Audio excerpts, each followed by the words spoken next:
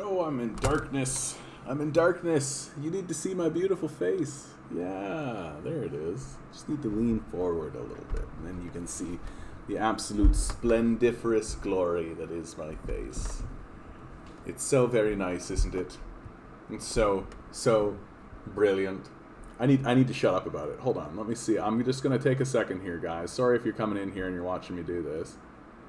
Is there a way for me to just do a quick...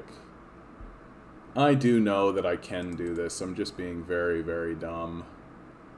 Very, very, very dumb. Gonna definitely do this right now instead of having. Do. It's Friday, so I get to do what I want. It's Friday, so I get to do what I want. You know what? I can't figure it out. I'm just gonna move on with my life. It's fine. Hopefully, Bumble Guppy. Right in the gate every single time, bud. Lovely piece of bread here. Starting to think, Bumble. Are you my CIA agent, Bumble? Are you the CIA agent that's been assigned to making sure that you're part of the chat? Right? Come on, Bumble. Be honest. Be honest. That would be wild, eh? That would be wild. I would actually consider that to be, like, the greatest achievement of my life. That if I were to do this kind of thing and I actually got, like, a CIA agent or even a CIA, like, profile or anything, I would be like, sweet. Sweet. Yeah, take that. I'm important. I'm alive. The CIA gives a crap about me, right? I wish I could use the money. Yeah, no kidding, eh?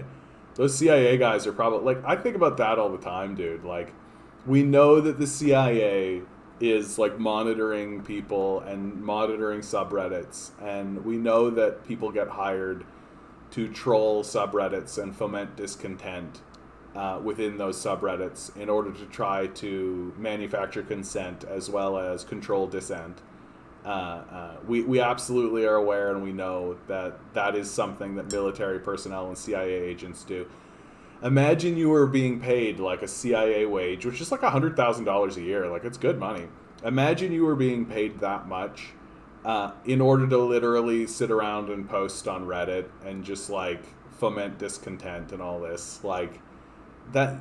I feel like that makes you, like, the biggest loser possible. Like, if that's your job, and that's the job that you do, you're, like, an enormous fucking loser. To, like, actively attempt to spread lies and misinformation for pay. Like, it's brutal. It's absolutely brutal. Hey, did someone say CIA? Major, don't you dare, sir. Don't you dare tell me.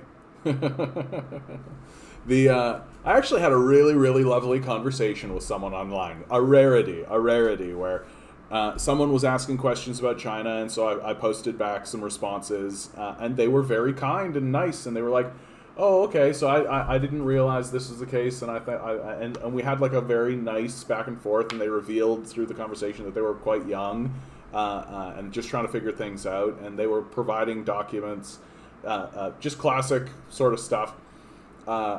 Because their viewpoint of China has been manipulated by their media, obviously, right? And so the thing that I walked away from the conversation with was how kind they were. And that's kind of, it's unfortunate that the discourse has fallen to that point now, where simply someone who is asking questions in good faith and is kindly not looking at your contradictions or your new evidence as an affront to them personally, but rather as a new perspective on an issue that perhaps they are misinformed about. It was so lovely. It was so nice, and so it's worth commenting that I wish that it was always this way. I wish that people would come in and always be like, well, okay, I thought it was this way. Isn't it this way? And then I would say, well, what about this? And then we'd have a more productive conversation that way. But unfortunately, that's not the world we live in, right? If you provide new evidence for someone, they take it as an affront. They're Oh, they get very defensive immediately. Well, we're already doing Pissed Off Canadian coming in with the 10. All right, guys. Let's do the number draw. Let's do the number draw. We got a 10. Remind me after this, Pissed Off, to play the song for you. I wrote a new song, and so I'll play it for you. I'm going to go Here we with go for today's number. It's 7. October 8, Oh, me and Major Hydraulic. 2021. We're both on 7. Here we go. 10 balls. 10 balls. Each ball has a number. Roll the numbers. Oh, hey, Mystic. How you doing, Numbers bud? 1 through 10. Here we go. Are you in on this? You going to pick a number? The numbers. Swirl the numbers. Lonnie in with a 5. Good to see you, Lonnie. Good to see you. Pick a number. Pick a number. All right, here we go. Come on, big 7. Today's number Major. is 9. The rare and elusive 9. The rare and elusive line. Well, okay, Bumble and Lonnie, 4 plus 5 is 9. So I'm going to say that Bumble and Lonnie, you're the winners of today's draw. Right? Your check's in the mail. So I'm going to play this song early because I know that Pissed Off Canadian was interested. I said in the Discord that I had written a new song and that it was took a lot out of me to write. And so he said he's looking forward to it. So I'm going to get it all set up and actually play that tune. I've played this song for a couple of people now, and I was nervous about it initially because it's quite high in my register. But I think it plays. So I'm going to... I don't know what to say as a preamble to this song, so I think I'll just play it.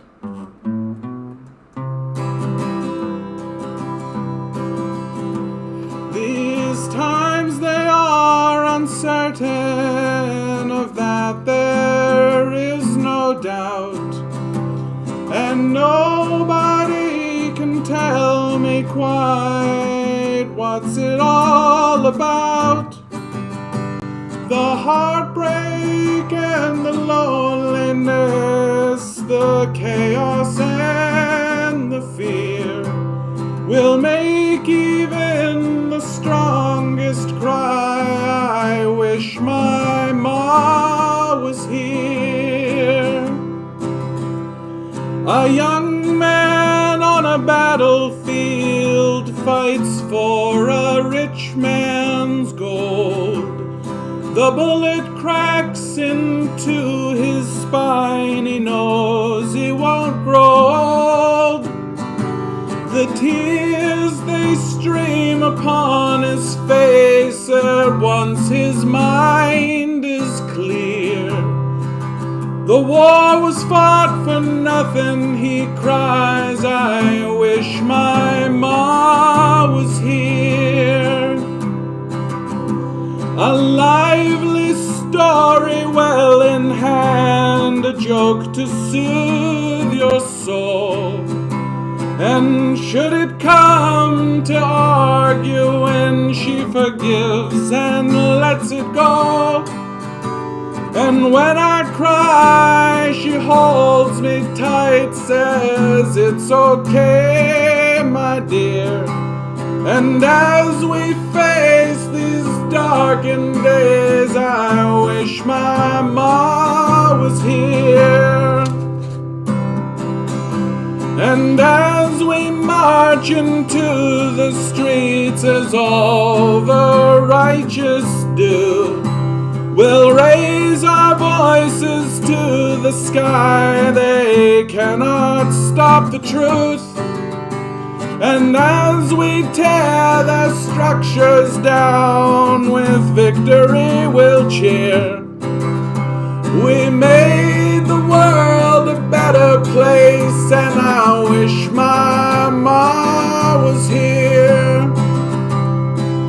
Yeah, we made the world a better place, and I wish my ma was here.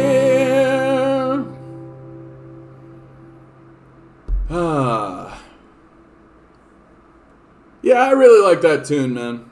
I really like that tune. I like that tune because it humanizes our experience. Because have you noticed things are kind of tough? Have you noticed these are tough times? Have you noticed that we've sent a bunch of young men to war for nothing? Have you noticed? And have you also noticed how so much of the conversation surrounds just work? That our humanity, our basic humanity, is not allowed to be in the conversation? That we've been separated from our friends and family, but we're supposed to just ignore that, shut your mouth, and get to work? So, that, and I also think it's a good idea, all of us, we should probably call our moms, right? What do you think? What do you think? Huh? We should probably call our moms. How am I doing? I'm doing good. I had a really nice conversation with a friend today. Got to spend some time with my best friend. Always nice. Always nice. I sense a bit of Neutral Milk Hotel. Nice melody. Oh, I don't know Neutral Milk Hotel. Maybe I'll look it up, Lonnie. Here. Neutral. Here. Neutral Milk Hotel. I mean, you gotta love the name. An American rock band formed in Ruston, Louisiana. Jeff Magnum, or Mangum. I was hoping it was Magnum. What a cool name that would be. Jeff Magnum. Of course, a fun meme that I found. The exploitation of the working class is totally whack. Greedy capitalists can suck my whole ass. Karl Marx. King of Carrot Flowers. Play it. Let's see if I can, okay, Lonnie? Give me a second, okay? Let me put my guitar away. And, King of Carrot Flowers. I hope I can play it. King of Carrot Flowers. Because I'm beholden to what YouTube will let me actually do in the Creative Commons. Yeah. Can't play it. I really don't like that. I really don't like this about YouTube. That, like, people should be able to share other people's stuff. I don't understand why they don't build in to the system. Like, if I start to play this song, it should be able to funnel that into the view, right? Like, what's the difference if I watch it or if I show it? And it should be easily to connect to, like, so I show this thing. We know there's this many viewers at the time. Like, why doesn't that just flow into views for this? It's frustrating to me. And it's another example of how capitalism gets in its own way, right? Capitalism gets in our way, right? Like, all I want to do right now, because it's being recommended by someone in my own chat, show this off. Let's all do this, and it could only be good for these guys, right? It could only be good for these guys, but because of some copyright, which probably the artists themselves are not part of that conversation, right? It's probably their agent or their studio or something like that. That is and ultimately it hurts the brand and the artist themselves. Like, I find the whole thing to be a little bit obtuse, honestly. Like, I find it to be a little bit obtuse. Like, it should absolutely be structured so that if someone like me streams something like this, that benefits the initial creator. And it seems to me like it could be done. I don't understand why it couldn't be. Oh, there's an idea, right? Here, I'll do it this way. Yeah, put it in the Discord. So we'll check that out later. Good recommend, Lonnie. I'll definitely take a look at that. I am all fuck society mood today. That's why I'm not a socialist or communist. Society is dark and crazy. You're cool, though. Like, always respect. Yeah. Yeah, dude. Well, I mean, Mystic, like, we don't actually live in a society. I think that's... I think this is the truth. Like, we don't live in a society. We live in a business that has a PR department that creates the illusion of a society that our society and our culture are fake, designed to just sell us things, right? That we are a business exclusively. We don't have a culture. We don't have a society. We live in a business, and that's it. And the business attempts to sell us the illusion and the idea of a culture and society so that it can make money for itself. But there is no culture. There is no society. Like that North American society is just a myth. It's just an illusion, right? And when you peel it all back, all you end up with is corporations with big fucking guns. That's it. There's been a lot of YouTubers raising this point. Well, it seems crazy to me. Like, it seems crazy to me. Like, it seems like it's the antithesis of what the original creator would want. Like, if somebody took my stuff and started distributing it on their own channel, even if it was to shit on it, I would be like, that's fine, right? That's going to drive traffic my way. How could it do anything but?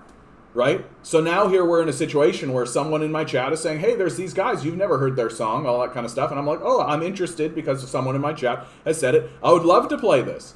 I would love to be able to go click and just spend like 2-3 minutes listening to these guys and then talk about them and have a great time on the channel. And all this could do is drive traffic to these guys. And it's shocking to me that it doesn't just drive traffic to these guys naturally, right? If there's 5-10 people in the chat right now, right? Well, then 5-10 views, like, connect it right in. Like, I don't understand the logic, especially if it's on YouTube and it's someone streaming on YouTube, right? YouTube content should be streamable by YouTube streamers, and that should go and flow into the whole system. And it's weird to me that it doesn't work that way, right? It's very strange. So, of course, it's a broken system. It's a capitalist system, and the system of copyright itself is stupid. I find the whole idea of copyright to be fucking dumb. Like, I think the whole thing is very stupid. It's just a way to try to nickel and dime and try to squeeze as much as you possibly can out of an intellectual property or something like this. When the truth of the matter is that if you are the person who is creating the property and who's creating the thing, right, it's very unlikely that someone else is going to come along and lay claim to it, right? It's very unlikely that that's the case unless you have already relinquished, like, unless you've already stopped doing anything with it, right? But this idea that, like, there should be an 80-year hold and, like, all this kind of, like, that's crazy. That's crazy. Like I think, like, 10 years is aggressive. Like, 10 years, that's aggressive.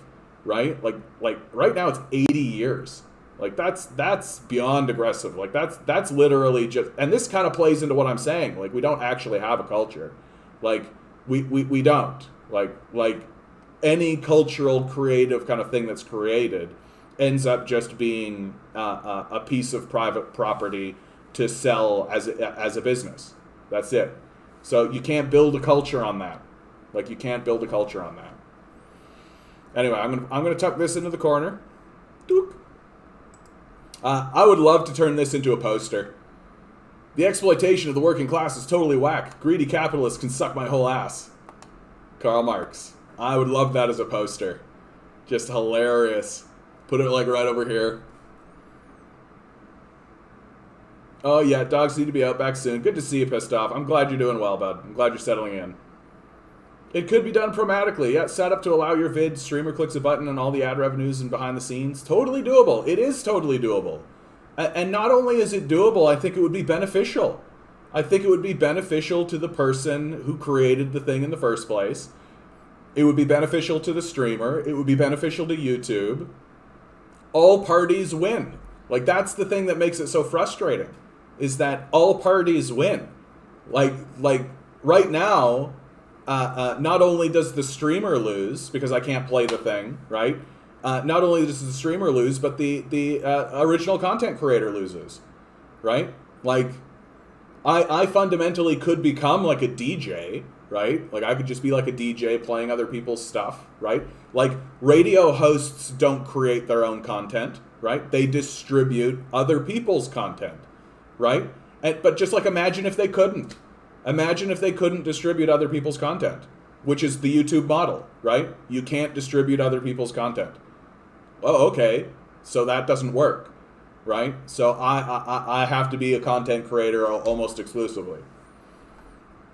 Yeah, the list of things that can be done that won't under capitalism is like infinite. Yeah, it's getting larger and larger as time goes by because the system only exists for one purpose, which is to maintain the wealth and prestige of a small dwindling group of sociopathic psychopaths, right? Like, all right, let's get into Canadian politics very briefly.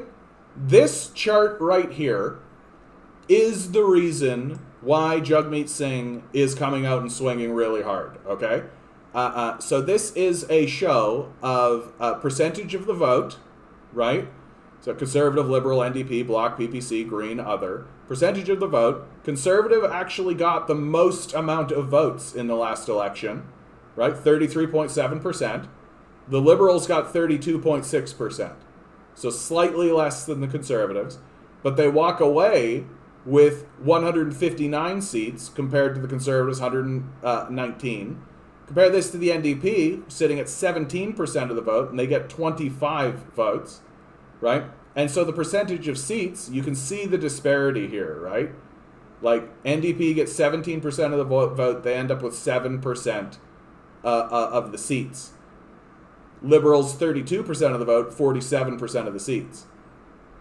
If the seats were in a MMP system, which stands for mixed, I don't remember what the second M stands for. Oh my God. The NDP would walk away with 59 seats instead of the 25 that they have, right? And they know that this is the case. Like, the Liberals are aware of this. And you can see, like, the Conservatives actually don't really move that much, right? So the Conservative support that the Conservatives have is essentially firm. Like, it's basically where it's at, and it's not going to go anywhere. The Liberals, you can see, would actually lose a significant chunk of power to who? The NDP, right? And the NDP know this. Like, the NDP are very aware of this. Like these margins are razor thin. These margins are in the hundreds of votes. And so the NDP, Jagmeet Singh, is coming out.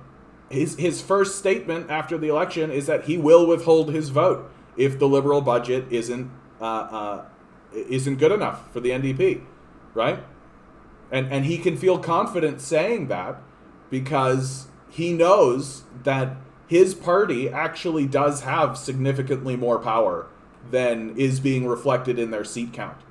And right now, as they seem to hold the balance of power over the Liberals, who can't really gussy up with the Conservatives or the Bloc, right? Not even the Greens will tip them over. So their only real way to actually rule is to essentially do as the NDP tell them to do, which I think is what the people want. I think that's where the public wants it to be. If people wanted the Liberals to have their majority, they would have had it. And I think we're quite comfortable with this idea that we have a Liberal Party with an NDP party kind of putting them in check. I think that's where we would like to be, especially as we begin to march towards the deadlines for a lot of these policies, right? Like the CERB, like the CRB, like these sorts of support systems. And at the same time, of course, I don't have this on hand at exactly this moment, but at the same time, the Bank of Canada is releasing a statement saying that the economic rebound, so to speak, from the pandemic is not going to be that successful, that it's going to be a slow grind up, right? So right now we do need an organization like the NDP in our political structure saying to the Liberals, hey, the Bank of Canada is saying that the economy is not going to just rebound, right? Things are not going to just be hunky-dory. Everything's just not going to go back to normal, right? Like, that's not going to happen. And in fact, the Bank of Canada is going to have to start doing things that are going to make that problem worse. And so in that kind of economic situation, we have to protect the populace, right? We have to protect the populace, or else we'll end up like the United States, right? We'll end up like the United States, where there's all this 600,000 homeless in the United States right now, right? Like they're undergoing a major social crisis that's becoming harder and harder to ignore, right? That's becoming harder and harder to ignore. And I am beginning to see subreddits. Like, it is only a matter of time until there is a subreddit that is explicitly dedicated to protest movements and strikes. It is only a matter of time until the organization that the public begins to actively use these internet-based tools to foment strikes against their rulers. And I'm seeing ones come up. Anti-work is one of them. It's the fastest growing subreddit on the platform right now, and a lot of people have been saying it has the same kind of energy as Chapo did before Chapo got shut down.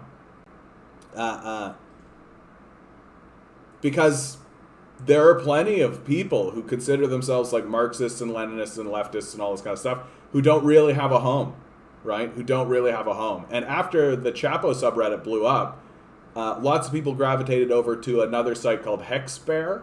But because that's separate from the Reddit platform, it's difficult to kind of build anything onto it. So something like this anti-work movement, like this could be the thing to pay attention to. And when you go in and you take a look at the rules that they've put in place and you take a look at all that kind of stuff, you see pretty quickly that they know, like they're aware. Like they're explicitly saying like no guillotine jokes, no fomenting violence, none of that kind of stuff. We exist. Hey Dan, how you doing? I don't know if I said hi to you, Matthias. I'll say hi. Willing to bet they shut that subreddit down as well. Well, they need a reason to.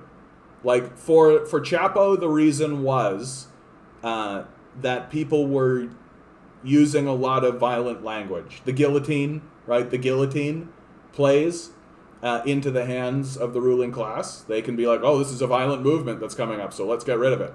And at the same time that they got rid of Chapo, they got rid of the Donald, which was Donald Trump subreddit, which was doing very similar sorts of things. And so they got rid of both, which was essentially admission by Reddit that left populism and right populism are essentially allies with one another, and the most dangerous thing that could happen in American politics for the ruling class is if the far right and the far left actually amalgamate and realize that their power together would overwhelm the political system.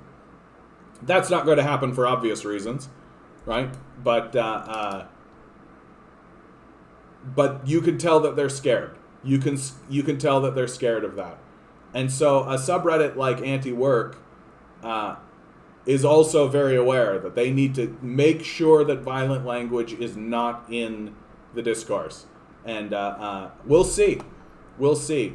Banning subreddits and things like this is like, Reddit needs to be careful because they could discredit themselves. Like the advent of something like Parler, like these other social media platforms, like anytime there's a ban sweep that goes through or anything like this, Reddit's competitors celebrate.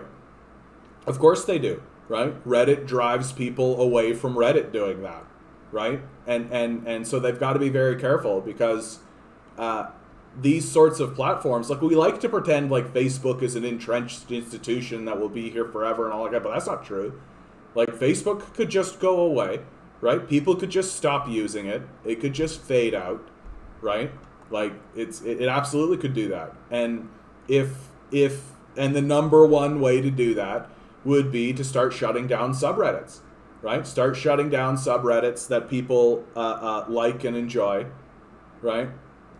I remember the Dig Exodus. I'm not familiar with this, the Dig Exodus, but like yeah, these sorts of exoduses, right? Like the user base can eventually just throw their hands up and be like, yeah, we're just no longer participating with you, and leave. They can do that. I've seen that, and here's Bumbleguppy saying the same thing. So Reddit's got to be pretty careful with that kind of thing. They can't do it too often, and when they do it, it needs to be fairly well justified. And I think they managed to walk that line with the Chapo banning because of the banning of the Donald, and the reality of the Chapo subreddit was that they were pretty openly like talking about guillotines and talking about fomenting violence and all of that. So you gotta.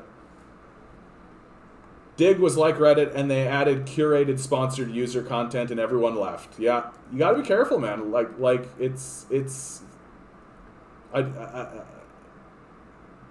People are more fussy with this sort of stuff than people like to believe, right? Like Reddit could become a relic, like it could, and it is actually likely that such things will begin to happen, because like Facebook, as they detach from reality and they become their own sort of entity unto itself, they cease to actually make good on their own stated agenda, and people just leave, right? People just leave. So, why is halting the clawback for seniors who got CERB one of our top 3 priorities? I mean, I think it's sort of dumb that we aren't outright saying, hey, food and shelter, like this should be a guarantee. Like this should be a guarantee. We should be guaranteeing people food and shelter. It's extremely odd to me that we are not guaranteeing people food and shelter. Just like it's one of those things that when I was younger, I thought was so obvious that like, yeah, food and shelter, that's got to be like built into the system, right? Like that it's not even worth stating. It's like so apparent. But our society does not guarantee food and shelter. You can become homeless, right? You can end up spending most of your wage on the securing of food and shelter, right? And it's to me it's this that is perpetuating the Great Resignation, that these jobs that we're working are no longer paying for food and shelter, right? They're no longer even managing that. And so we've seen the collapse of capitalism over it, and we're going to see people continue to abandon these jobs as they realize more and more, right? Like, if the job isn't letting you even live, why work it? Like, I'd rather be poor and have my time than be poor and you have my time.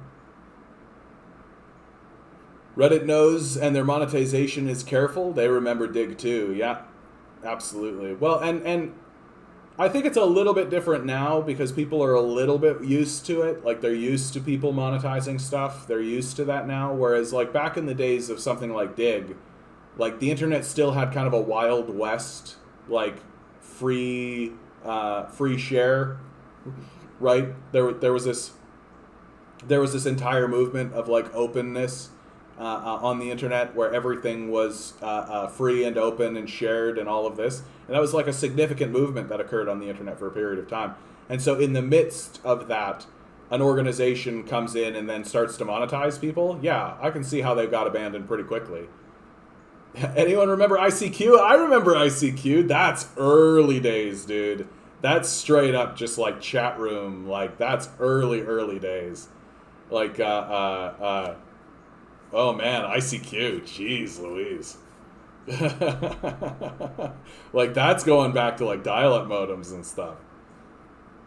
I've seen some things describing a capital strike. People apply for jobs and businesses don't hire people to drive wages down. Yeah, like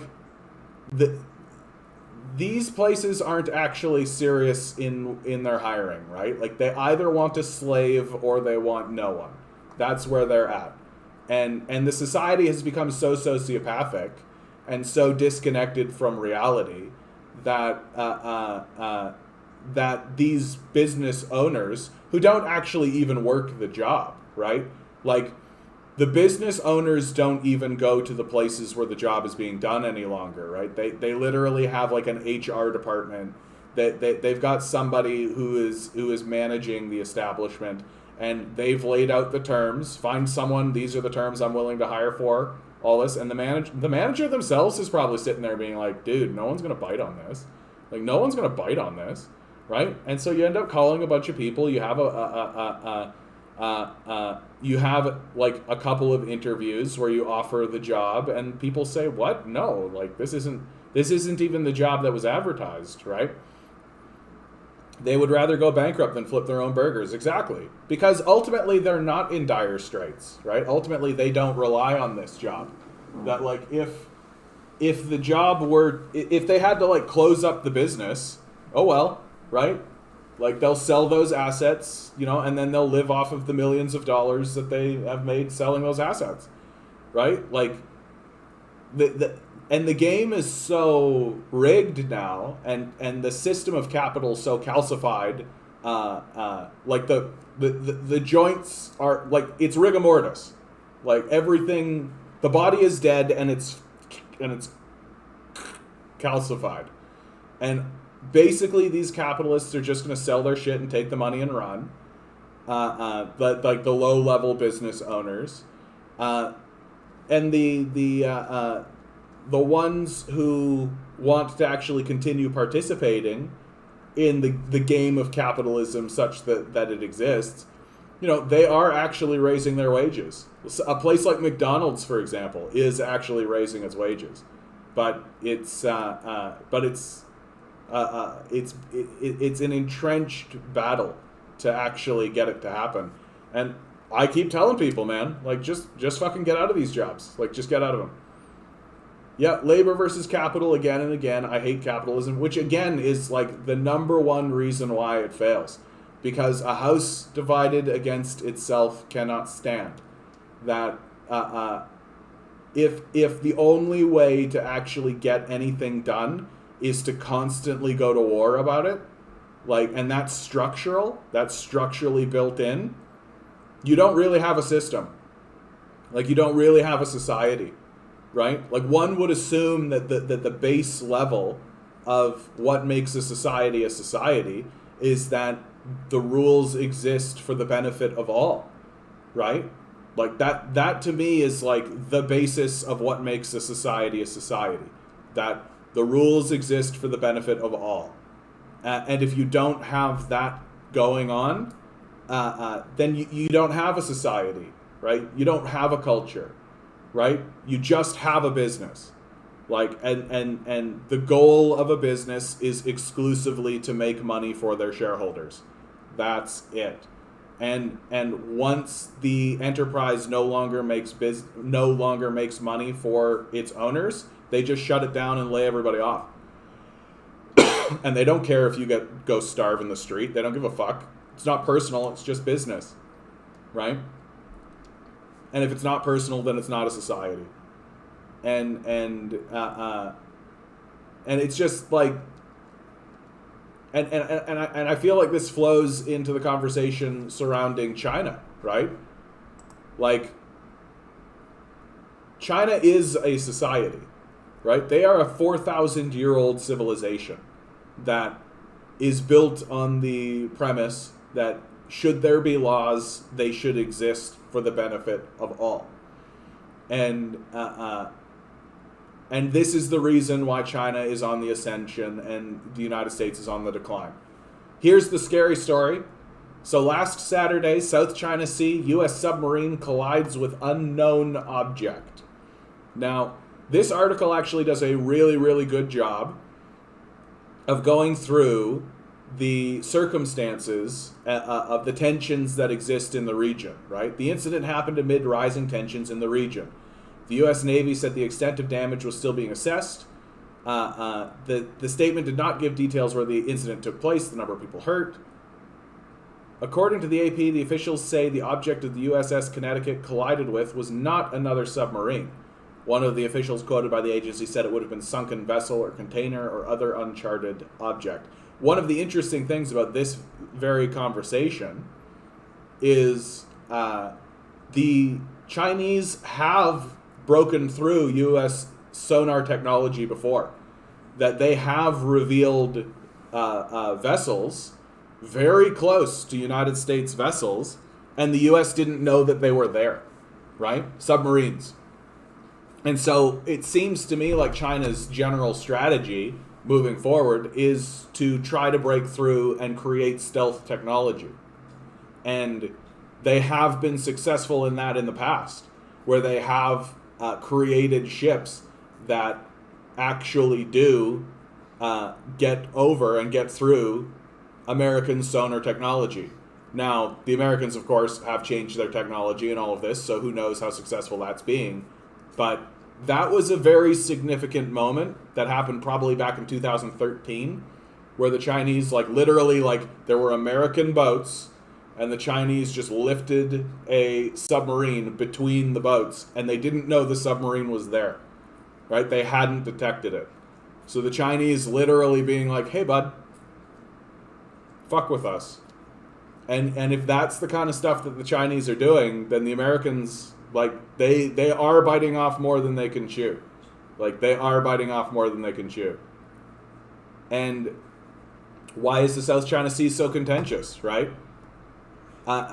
This does a good job of sort of describing it, but because it is from the BBC, they engage in the big lie. The big lie being that Taiwan is its own independent country.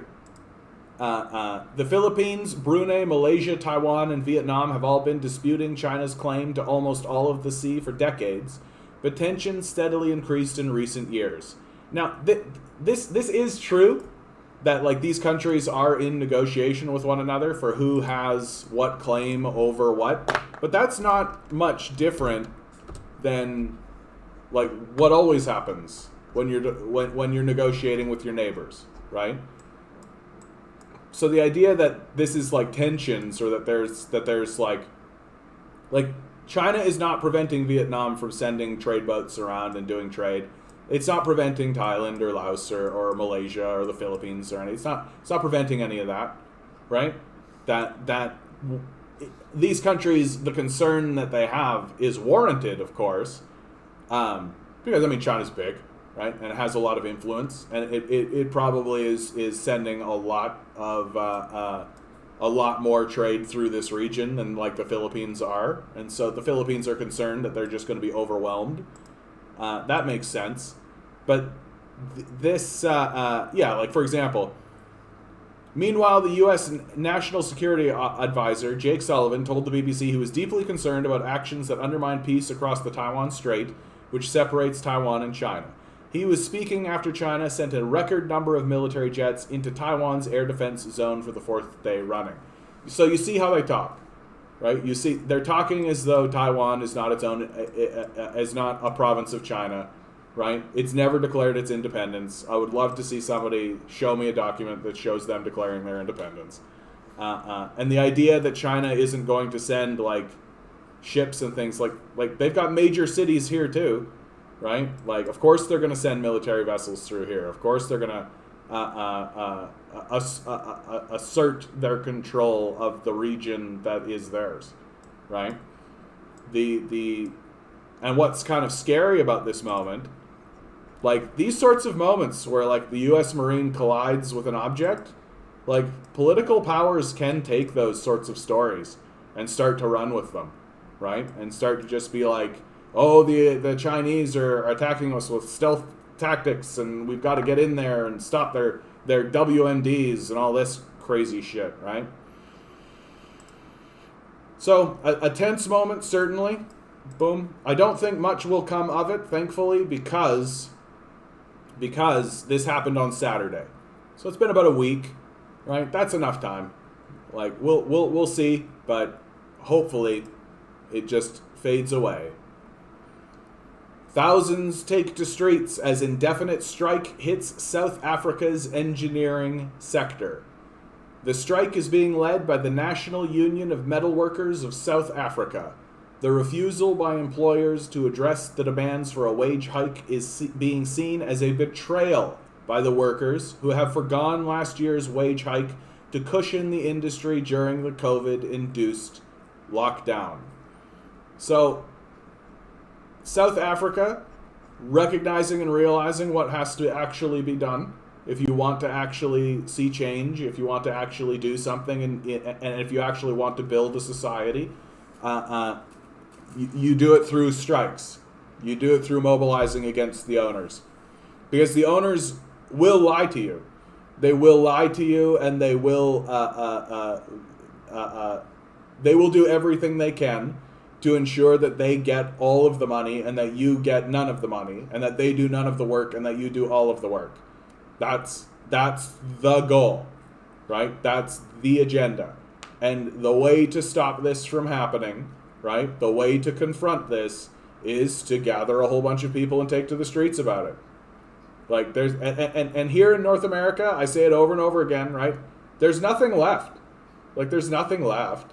Like funneling yourself into the political system isn't going to achieve anything, right? And how do we know? Because it has never achieved anything. Name me one time where literally we just like legislated something, right? Hey Ruth, how you doing? Especially in the post-corporate coup, right? Like maybe you can point to something back in the 50s, but in the 50s there was a big protest movement. Like you could point at something in like the 60s maybe, but again there was a big protest movement in the 60s. So like, when has this idea of just like, oh, we'll just vote for this guy and he'll go and fight for us and that'll happen. When has that actually ever happened? Like, that's not how it works. And so the people of South Africa, the NUMSA workers, they know exactly how to do this. What do we got? Representing 155,000 of the estimated total 30,000 workers in the sector, NUMSA is leading the strike, which is also supported by other unions. The memorandum states that the National Employers Association of South Africa, Consolidated Employers Association, and South African Engineers and Founders Association refuse to make any offer that can settle this round of negotiations in the interests of their workers who are NUMSA members. Their main target is to bring back apartheid wages, where super exploitation of black and African labor becomes the order of the day. It criticizes the backwards and union-bashing stance led in particular by right-wing conservative employer associations, of which the leading detachment is NEASA, CEO, and SAEFA. The only employers association in the sector that had made an offer before the beginning of the strike was the Steel and Engineering Industries Federation of South Africa, which has in the past signed agreements with NUMSA. However, undermined by this backward group of employer associations, SEIFSA has adopted an opportunistic stance, refusing to make a meaningful offer that can resolve this round of negotiations. This is the reason that NUMSA resolved to serve all employer associations with a notice for an indefinite strike. It's how you get shit done, dude. Like, it's how you get shit done. The idea that we're going to be able to negotiate with these, like, rapacious psychopaths, it's just not going to happen. It's just not going to happen. And so my good luck to the people of South Africa. Good luck to the workers who are out there attempting to fight against the capitalist death cult, which has, remember, actively enslaved them in the past, right? South Africa and apartheid South Africa, the racial division that existed in South Africa was real, recent, and can be returned to. And the people of South Africa are very aware of that. And honestly, yet another reason why we should remove the means of production from this overt and obvious psychopathic class. CEOs and billionaires around the world are starting to freak out. It's around the world. People are fighting back. Yeah. And I really do think, Ruth, that the genie is out of the bottle, right? Like, we no longer view our owners as part of the system. Like, we no longer really view our owners as a legitimate, credible part of a system that is designed to actually sustain or increase or benefit anyone within it. That more and more we are beginning to see them for what they are, which, I mean, do I need to say it again? Right? These guys are incredible megalomaniac, narcissistic psychopaths. That's who they are. Like, to a T, without exception. If they weren't psychopaths, the solution that they would reach to is pay these people. Right? Why won't they do that? Well, because that's an affront to them. Because all that matters to them is themselves. That's all that matters. To a man like Jeff Bezos, the only thing that matters is himself. He doesn't care about literally anything else. He doesn't even care about the fate of his own children. He doesn't care. Like, someone like Bill Gates. Like, Bill Gates does not give a fuck about the fate of his own children. Like, he doesn't care at all. If they did care, they would be actively doing something about this climate change crisis instead of doing everything they could to make it worse. Which, incidentally, exclusive. Oil companies ask Canada to pay for 75% of carbon capture facilities. Okay? So you remember when Bill Gates released his fun little cartoon video where he had them talk about climate change and what can be done and all this kind of stuff. And in it, the moral of the piece was essentially that, well, what can you do? You, as an individual, can do more, all that kind of stuff. Don't take to the streets. Don't organize and actually create protest movements that would be incredibly effective. Don't do any of that. No. What you need to do is eat less meat, ride a bike, and vote for politicians who will buy carbon capture facilities. Because the goal for Bill Gates, rapacious psychopath and pedophile rapist, is to sell you on this technology, which I guarantee you will be less effective than simply taking the same amount of money and planting trees. I guarantee that this is the case. Because this is a grift. We are being shysted, right? Just like we have been for the last 20 years, where the capitalist grifters seized control of the green industry, of the green movement, of the environmental movement, right? They seized control of it, put green packaging on everything, said to everybody, yeah, green, eco, all this kind of stuff, and spiked CO2 emissions simultaneously.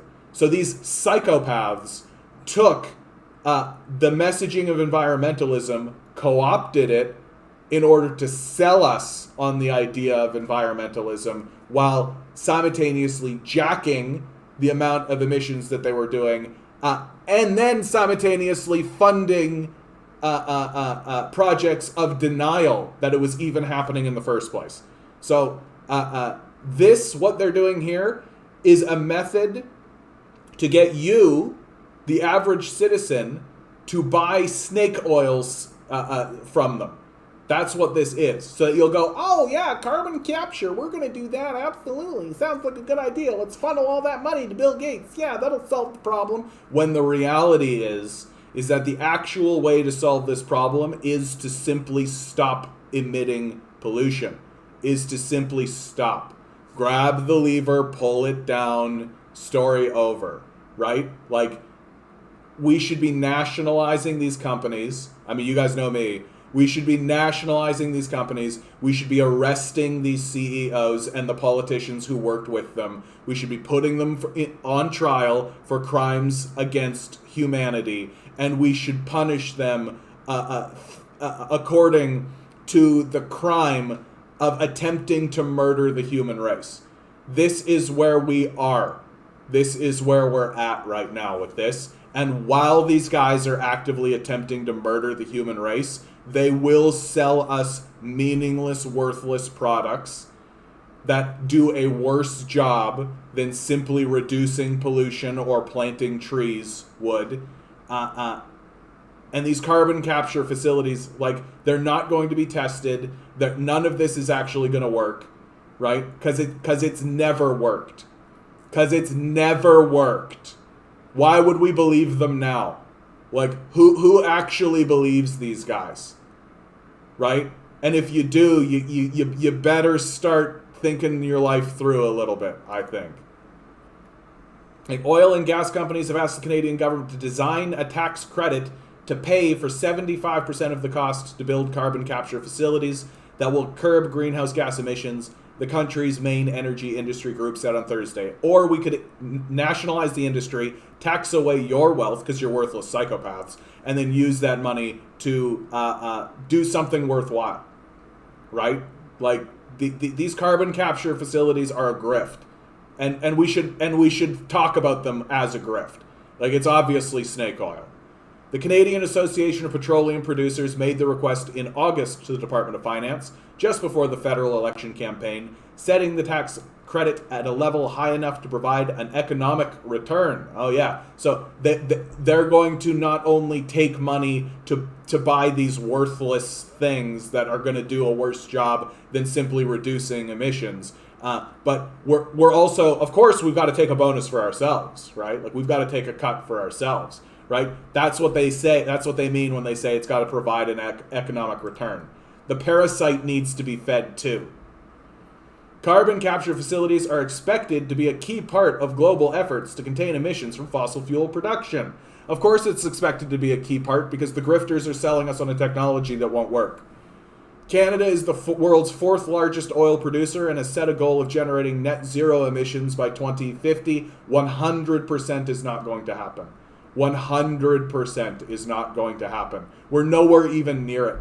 We have been increasing our emissions. And fun how they say net zero, right? This net zero line that you're hearing so much about literally means we can pollute as much as we want as long as we offset the costs by donating to charities and shit. Like, these guys are psychopaths. They do not value human life. They do not value environmental life. They will destroy this place, and as they destroy it, they will pretend as though, like, yeah, but we gave a lot of money to shoot rockets into space. Net zero, right? The carbon captured from oil and gas operations is less concentrated than that of some other large emitters, such as fertilizer plants. That means that capture costs are higher on a per-ton basis for oil companies, Bruden said. Because of that, this credit needs to be designed to drive a balance and reflect the economic realities, he said. The government's role should be providing the playing field to enable companies to make these investments. The government's role should be nationalizing these and getting people like this guy out of the conversation completely, right? The profit motive is killing us.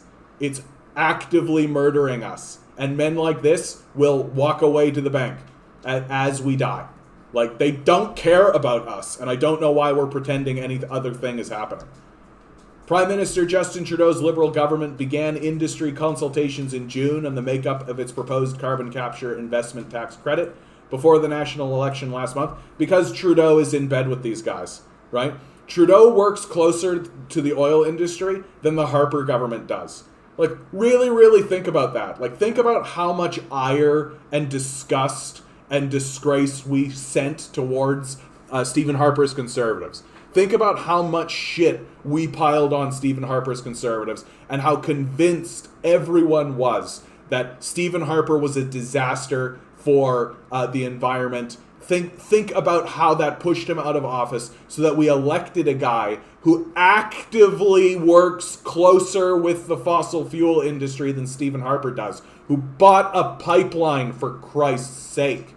Like, Justin Trudeau is a far more dangerous figure than Stephen Harper in this conversation. By leaps and bounds, he's way more dangerous. Because Stephen Harper didn't even bother trying to sell us on any of these ideas, while Justin Trudeau is working overtime to grift you into believing that your death is good. Yeah, we can destroy the planet and then use all of the money that we give to a group of psychopaths. That'll just trickle down, right, into carbon capture projects or whatever other grift they can sell you on. Like the carbon tax credit was. The carbon tax credit is a total grift. It's a complete and total grift. It's making you pay for their crimes. That's what it is. A man like Justin Trudeau should be put on trial. We should arrest him and put him on trial for crimes against humanity. Will that happen? Obviously not. We're far too gullible and stupid for that. Oh, Trudeau won a third term and discussions are expected to resume before the government finalizes the credit next year. So you guys are going to be paying for this worthless technology that's not going to work. Trudeau's government has not said what level the tax credit is considering. At 75%, the Canadian credit would be comparable to support offered by the United States once lawmakers sweetened the American tax credit. Again, like you see how this is a global movement all of a sudden? Because men like Bill Gates has created a technology that probably doesn't... Like, this is more Theranos bullshit, right? Remember the story of Theranos? This woman, Elizabeth, whatever her name was, who grifted everybody and said, I've got a piece of technology that actually works for sure, I guarantee, right? Don't worry about the... you don't need to see the plans or the evidence or the facts or any of that kind of stuff. No, don't worry about that, friend. Just give me your money and everything will be totally fine, right? And she swindled people out of billions of dollars, right? This is another Theranos, for sure. But now it's, instead of it being someone who's like on the ascension and coming out with all this like grifting, it's somebody well established like Bill Gates who's grifting you about it now, right? And he's grifting the Canadian government, he's grifting the American government, which at this point it's not even a grift because they're in on it, right? They're completely in on it. So and we're just gonna like let it happen, and then once they erect these carbon capture things, we'll all be like, oh good, we're doing something for the environment, and then some like, you know, some organization is going to come in and be like, oh, hey, that carbon capture project, yeah, it captures less carbon than even a modest amount of spending just erecting trees. Like, why are we listening to these psychopaths anymore? Many environmental groups oppose reliance on carbon capture to address global warming, calling it expensive and a means to prolonging fossil fuel production. Well, at least they put a line in here. We're talking about an industry that created this problem, that also made billions of dollars over the last 40 years, knowing that climate change is a problem, said Cam Fenton, Canada team leader for 350.org. Although the government calls its proposed carbon capture support a tax credit, CAPP wants it to function more as a grant, with Ottawa reimbursing carbon capture proponents a percentage of their costs as they build the facilities, Brunin said. So he's like already on board with the grift. Canada aims to provide incentives for at least 2 massive carbon capture hubs by 2030 and sequester at least 15 million tons of carbon annually in total that year. So it'll probably be more like 7, right? Realistically, Canada might advance 2 projects in the next 3 years, with combined capacity for 3 million tons of carbon sequestration per year, costing about $3 billion, Brunin said. Several companies have stepped forward with proposals for carbon capture hubs in Alberta, yabba, yabba, yabba. Obviously, they've stepped forward. They want their piece, right? They want their piece of selling us on the idea that they're actually interested in resolving this issue when all they're interested in is making their money. That's all they're actually interested in doing. That if they actually cared about resolving this issue, they would do it by grabbing the tax lever, right? And just going... And incidentally, nationalizing the fossil fuel industry. The idea that we are beholden to private psychopaths in order to generate energy for our food is ridiculous. We should be mandating these changes. We should be telling them what to do, right? And if they don't do it, we should arrest them and put them in prison for it. For treason, right? High treason. Like, it's very straightforward in my mind. But instead of that, we're just going to plunge ourselves to a climate change apocalypse while pretending like, oh yeah, carbon capture. Look at that. We captured the carbon. We did it. Yeah. Ha, ha, ha, ha, ha. What a joke. What a fucking joke. Like, I am to the point now where I'm completely convinced, beyond the shadow of a doubt, that these billionaires want to destroy the planet. That's their goal. That their goal is to do as much damage as they can because they refuse to acknowledge the supremacy of a system that kills them. That they view the moment of their death not as a part of a larger system that they have to subserviate themselves towards, but they view it as a murder, right? They view it as the earth killing them, so I'm going to kill them back.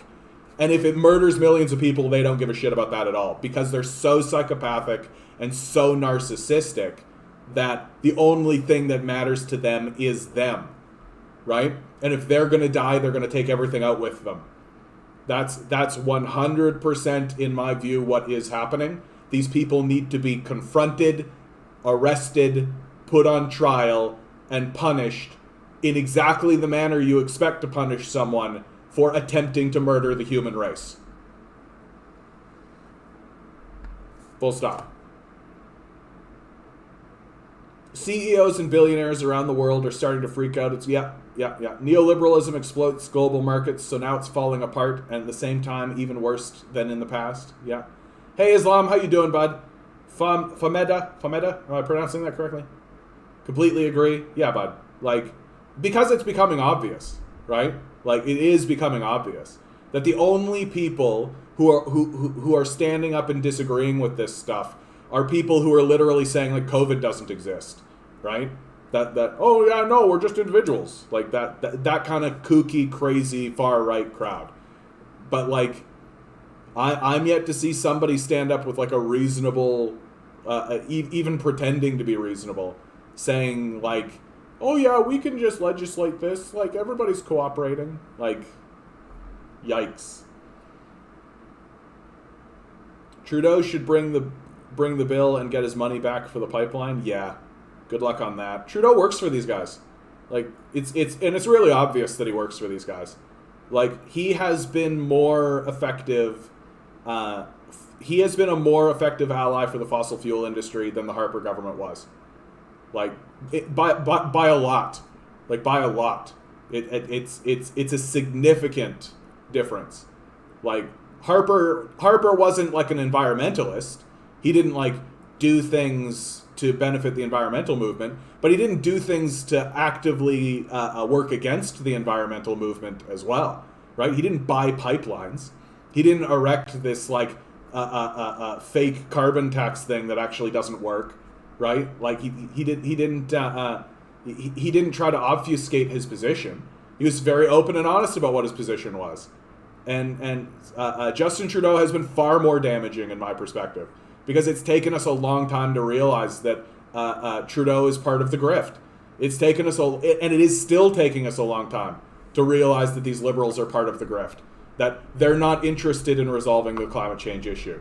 They're not. They're not interested in resolving the climate change issue. They are interested in enriching their owners. Full stop. And their owners are interested in destroying the planet. Because their narcissism and psychopathic mindset refuse to let them believe that a system that kills them shouldn't be destroyed itself. We're going to keep eating beans, but you'll pay us to huff our farts. Yeah. What a great analogy, Bumbleguppy. You hang on to that fucking analogy, dude. What a great analogy that is.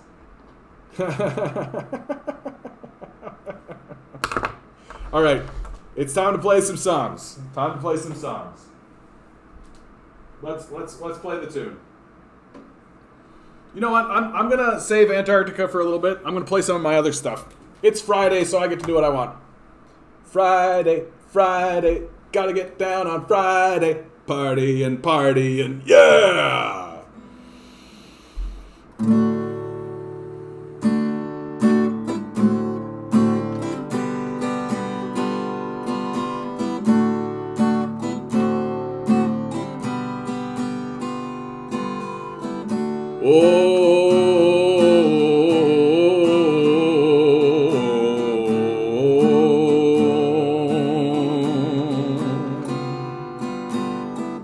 All God's angels, they won't comfort me, won't help me with my heartache, won't help me with my pain. And my demons stopped amusing me, they remind me of my failures, and they'll haunt me till the end. And I don't remember how it's supposed to be, living life like I was born free. I'm so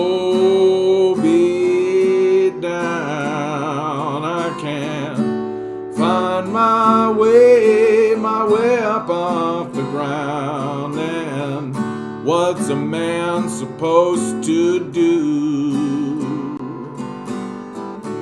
What's a man gotta say to succeed while still staying true? Or to make it safely through each day? And I don't remember how it's supposed to be. Living life like I was born free. I'm so beat down, I can't find my way up off the ground. What I want with all of my might is to live under God's blue sky. And I'll struggle and work and fight for that right. And I'll be that way until I die. Yes, I will. And all I want is to live like I was born. And all I want is to live like I was born. And all I want is to live like I was born, born free. Yeah, yeah. And I don't remember how that's supposed to be. Living life like I was born free. I'm so beat down, I can't find my way up off the ground.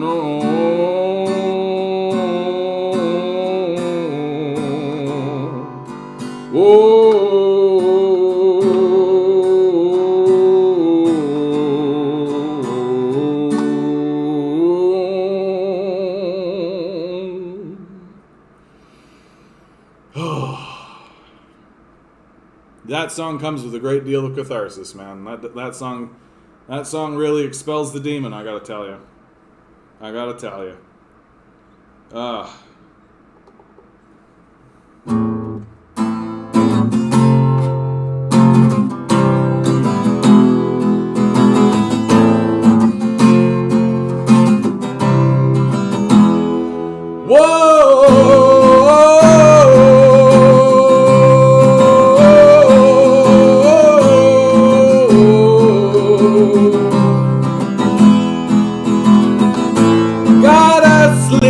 Another month inside this car.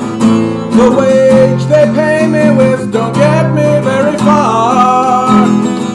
The chains that hold me break me down, but they don't scar. Can't even drink away my blues inside a bar. And this year sucks. This year sucks. Can you blame a man for trying to give it up? And this year sucks. Another day won't help that pain inside your back. The days get harder, but it's too hard to keep track. They keep you tied before your soul opens a crack. And God don't care what monkeys think about the facts. And this year sucks. This year sucks. Can you blame a man for trying to give it up? And this year sucks. So sit atop your pile of bones and bloody gold. And human sacrifice don't stop you being old. At least you'll die before the bomb you set explodes. We're gonna burn to death while doing what we're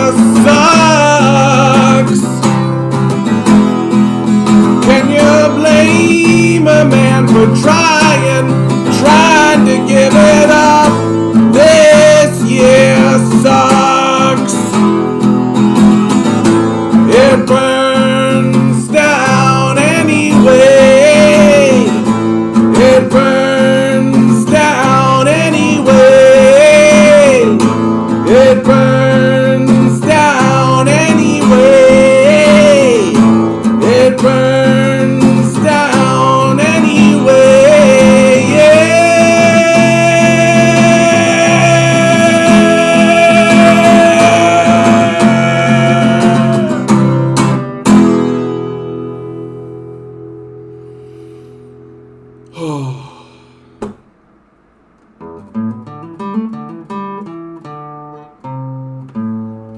know what? I want to play one of the... I don't know if I call this a silly song, but it's definitely like a more fun song. Oh, you know what? I'm going to play this one. I literally just played the music to this one. I just made the music to this one yesterday. Thank you, Islam. Sorry to hear that pissed off, bud. Sorry you missed it. Maybe I'll do a do-over. What do you think at the end of this? Just for you, bud. Just for you.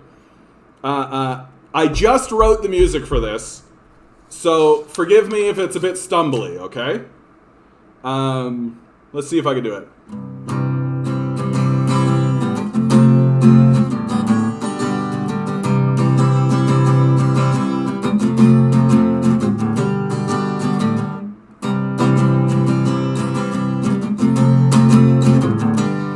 This play. See? What am I telling you? Play. No. I'm gonna put it on 3. This place is bubbling over, your money you can keep. I'd rather while my days away dying in the street than spend another moment sucking up to you. You can take this job, put it up your ass, and this is what you'll do. Get fucked. And get fucked. I didn't want this goddamn job anyway. Okay. I'm messing this song up. I'm gonna move on. I'm gonna work on that one. I'll bring it back.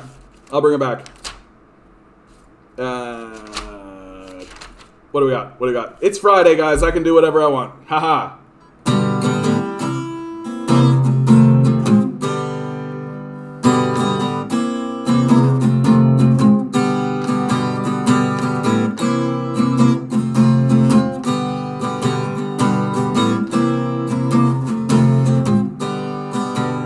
I got a secret to tell to you. Nobody knows, I don't know what to do. I got a feeling deep down in my soul. Don't tell anyone, nobody should know. And I wanna be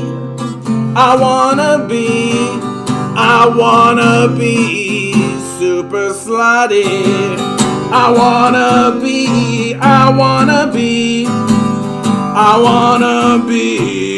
super slutty.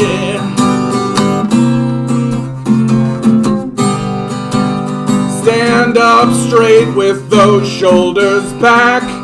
Hard in that heart, get ready for an attack. Softness is for pussies, empathy's a crime. Keep chasing the money, give God none of your time. But I wanna be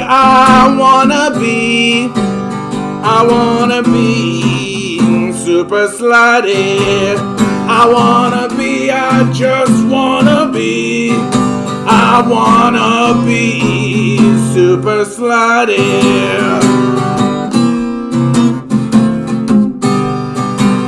Keep us tied, wear out our bones.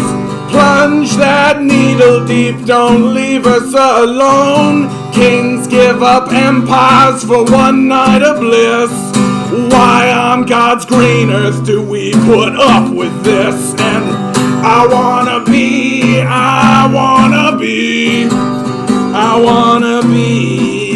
super slutty. I wanna be, please let me be super slutty. That's a fun one. That's a fun one to play. Oh. Oh, geez, I'm going way back. Oh, yeah, this is a great one.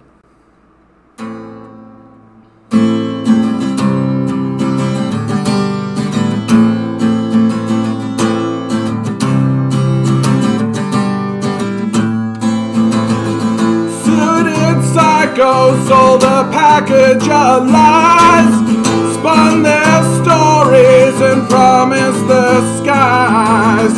Now they're robbing us in front of our eyes. They get off watching your children crying. The ghouls who claim to run this place, they don't know wrong from right. They're trying to kill the human race. I won't go down without a fight.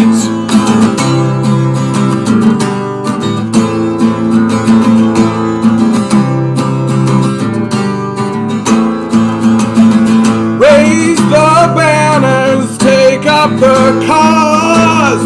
Suicidal nations don't have any laws. Lift up your heads and take out your claws.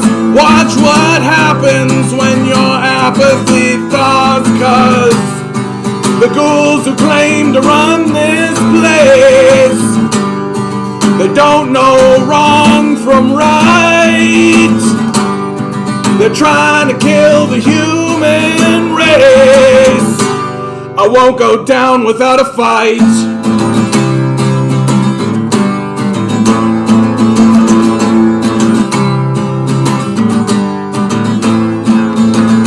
Kill these fascists, break all their bones. Take everything away, don't leave them alone.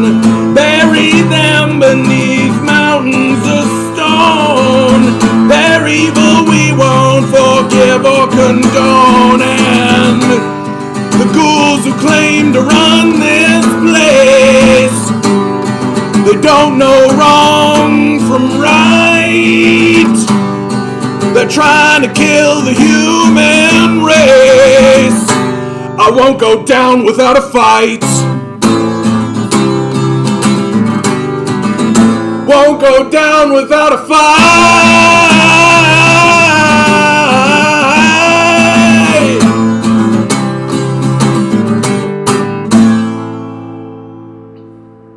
I get a bit of propaganda vibe from this song. Yeah, very nice. High praise as far as I'm concerned. High praise as far as I'm concerned. Oh, you know, man. Oh, man, I've never played this song in front of anybody. Do I remember how this song even goes?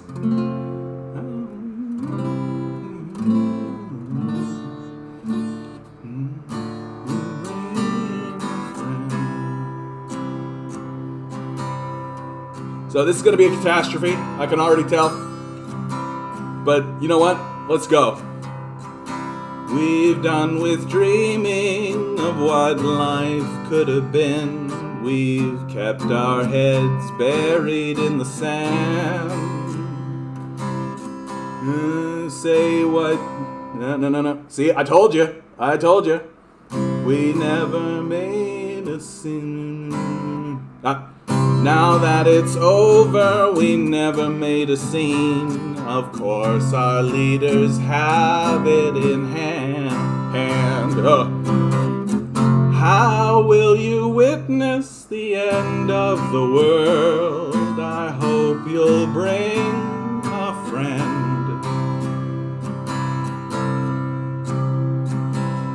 Say, will you join me to watch our crops burn? The grapes light up like candles on the vine. Why sell yourself for money that you'll never earn? Why keep on pretending this is fine? How will you witness the end of the world? I hope you'll bring a friend.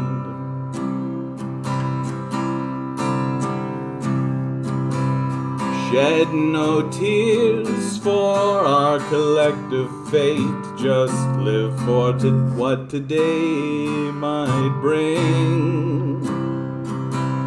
What's to be said to those who choose to wake up late? What gentle words will cover up the sting?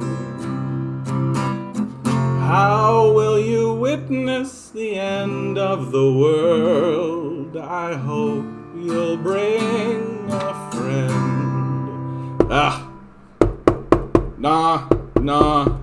This one needs work. Maybe I'll speed that up. Maybe I'll give that a bit more of a punk vibe.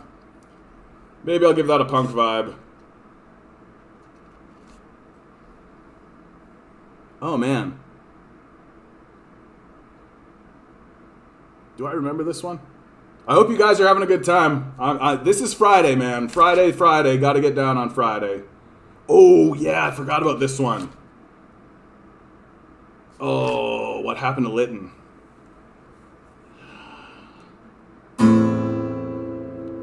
Do I remember how this goes?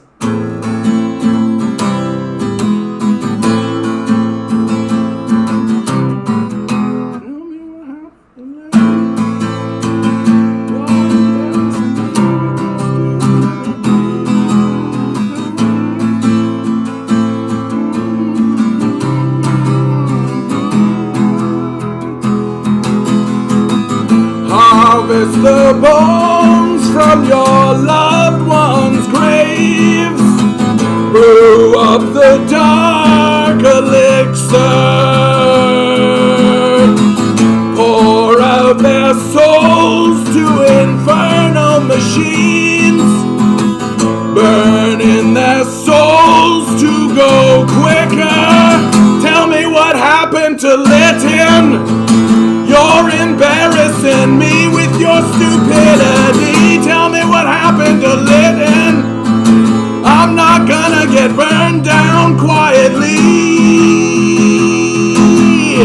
When they flee from your machines in clouds of black exhaust, they'll find their vengeance in the skies to bounce out what they've lost. Tell me what happened to Lytton.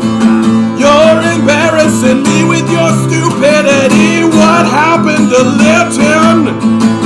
I'm not gonna burn down quietly.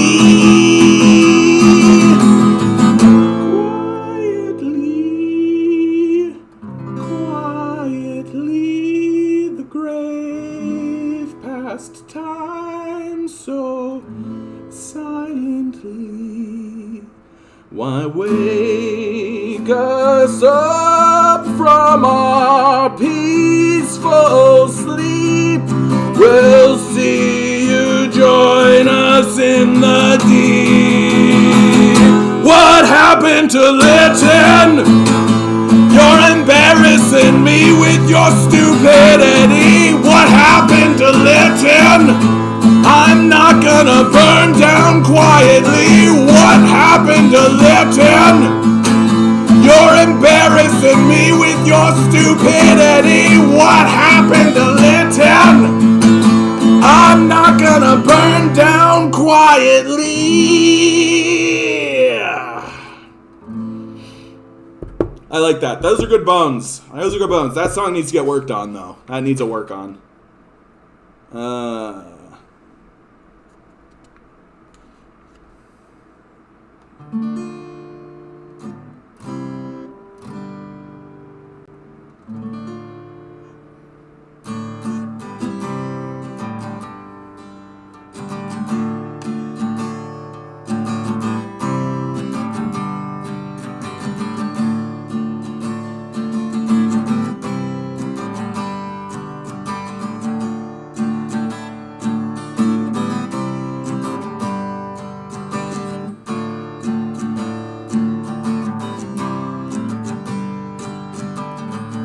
Asked her kindly to put down the gun.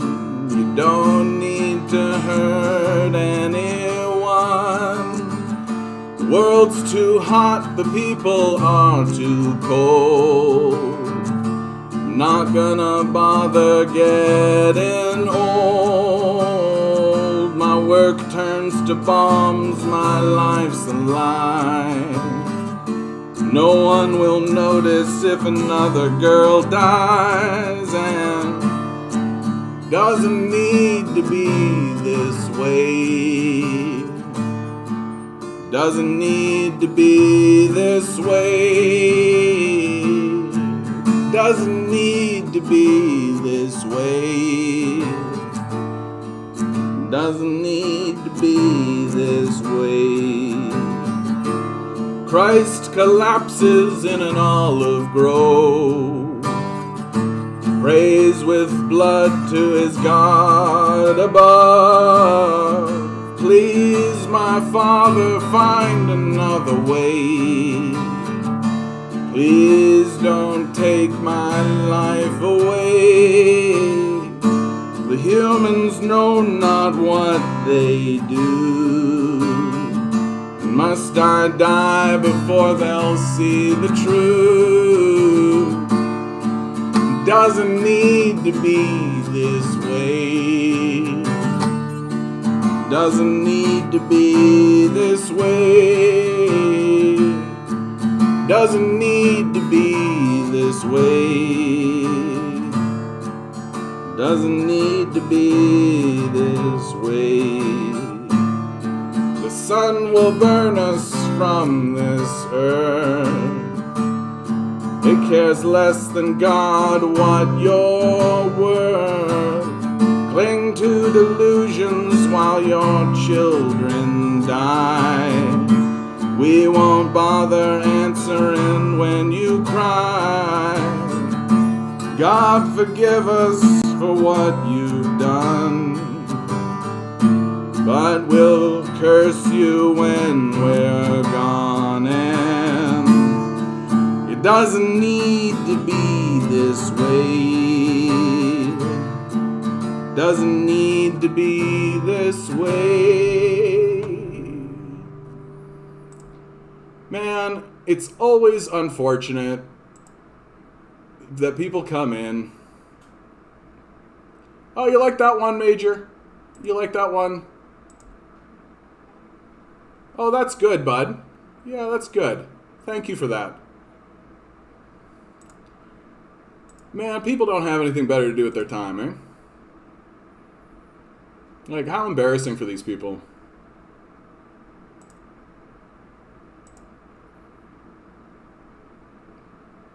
Like, oh, man. Imagine wasting your time and your resources to do this kind of stuff. Like, imagine how small-minded and pathetic you have to be.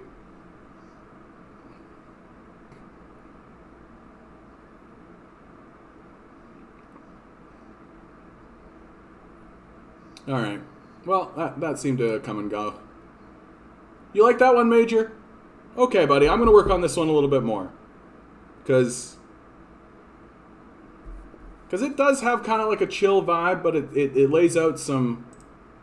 Yeah, right, dude. Your thought slime. That's right. Oh, my God. It's just pathetic, man. Like... It's just... Oh, I undid that on accident. And please, guys, do us a favor and... Hey, TRX, how you doing? I think you've been in here before. I don't remember, though. All right, is it over? Is it over? Please do me a favor and go through and report all these guys. We don't need this trash in here. Like, it's gross. It's gross. And what's so funny is that it's self-defeating, right? Like that all they're doing is strengthening my position. Oh my God, more of this shit. More of this shit.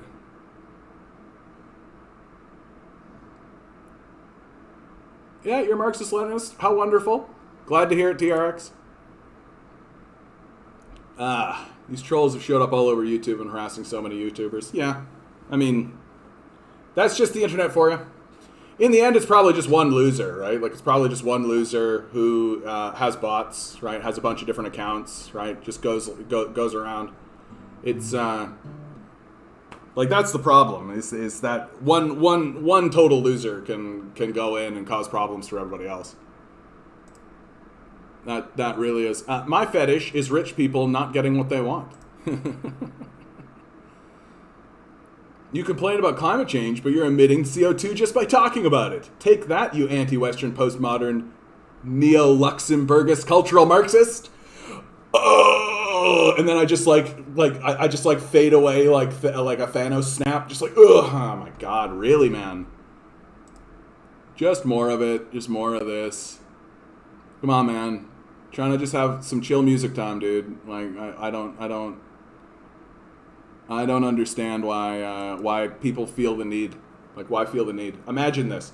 The same people that are saying you can choose to do what you want and individualism and all this kind of stuff are the same people who are choosing to walk around doing this shit. Like, yikes. Big yikes. Big yikes. Like, big yikes. Like, this is how... This is, like... If you never actually grow your brain outside of, like, the chimp or monkey brain that you have, this is where you end up. It's real brutal. It's real brutal. It's tough to see. Like, it is. It's tough to see. Like, it's one thing to kind of just get stuck in a pattern of it's one thing to get stuck in kind of a pattern of ignorance, right? And there's a lot of people who are going around being proud of how ignorant they are right now. But then it's another to go around and do this shit, right? And to spread this bile around. It's unbelievable. Knight Romanov, don't know if I've ever seen you before, bud. Hey there, greetings from Kazakhstan. Good to see you, bud. Kazakhstan, very nice, very nice. On the other side of the planet, no less. How are things in Kazakhstan, friend? How are things in Kazakhstan? I hope it's going well for you. Here, I'm gonna, you guys are gonna get a chair stream for about a minute. I got my dog's toy here, and he's looking at me like, you're gonna give me peanut butter, right? Like, that's what's happening here. So, gonna take a little quick break, get myself some water, maybe go use the bathroom. Sorry, I usually have a video. Well, not usually, but sometimes I have a video. Not this time. So it's chair stream. Chair stream. Everyone loves the chair stream. Chair stream. Chair stream. Don't you love that chair? It's the greatest chair in the world. It's the greatest chair in the world.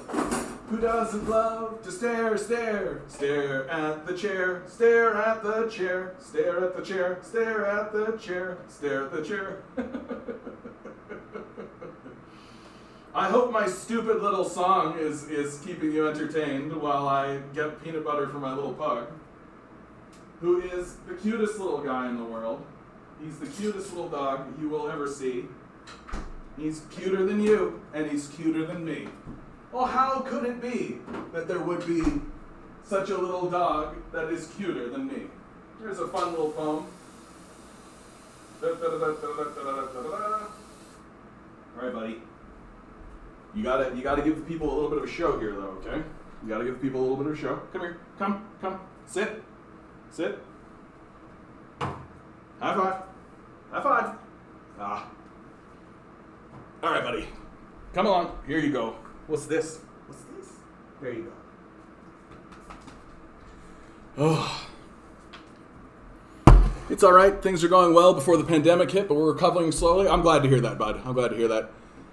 Caleb, what's up? Good to see you, bud. Don't think I've ever seen you in here. Just so you guys know, I'm pretty suspicious about. It seems to be that it's kind of weird. I can't explain it. The same time that all of these losers show up, right, and start spamming me with some real vicious stuff, so it takes some time to get rid of them. At the same time that happens, usually some new people pop in. So, is it that maybe YouTube is like putting up a recommendation at some point, and then there's like an influx? I don't know what to think of it. I don't know what to think about it. But such it is, such as it is. Oh yeah, I forgot about that song. So just so you guys know, I am usually a political commentator, right? Throughout the rest of the week, that's generally what I do. But Fridays are my day. Fridays are a day where I just decide to play some music. I decide to just fuck around, comment on the media that I see. I highly advise that everyone go watch Squid Game. I think Squid Game is absolutely brilliant. I think that it's becoming mandatory watching. You're from Guangzhou, China. Oh wow, it's got to be like what? What time is it there? It's got to be like 8 in the morning, right? Like, is it that people from Europe and China are waking up and they're tuning in and seeing what are these Canadians talking about today? Well, glad to have you, Caleb, or Caleb, if I'm to pronounce it correctly. I promised I'd do one more rendition of This Year Sucks for you. Are you there, pissed off Canadian? Are you there, bud? You spend your Fridays as a burlesque dancer? I wish, dude. Oh man, burlesque dancers look like they're absolutely having the greatest time ever. I can't dance for anything though. I'm not a good dancer. I'm like, I flail around and like wiggle and all that kind of stuff. All right. For you, pissed off dude, I'm gonna do one more round of this, okay? And then I think I'm good for songs. I think I've run out of music that I want to play today. I could play some other stuff, but anyway. So this is for you, bud. This is for you. This is 2020.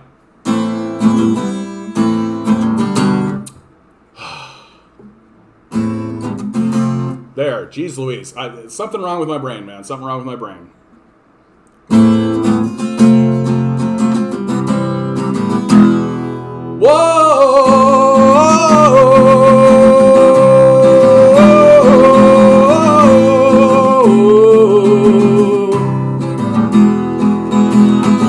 Gotta spend another month inside this car. The wage they pay me with don't get me very far. The chains that hold me break me down, but they don't scar. Can't even drink away my blues inside a bar. And this year sucks. This year sucks. Can you blame a man for trying to give it up? And this year sucks. Another day won't help that pain inside your back. The days get harder, but it's too hard to keep track. They keep you tired before your soul opens a crack. And God don't care what monkeys think about the facts. And this year sucks. This year sucks. Can you blame a man for trying to give it up? And this year sucks.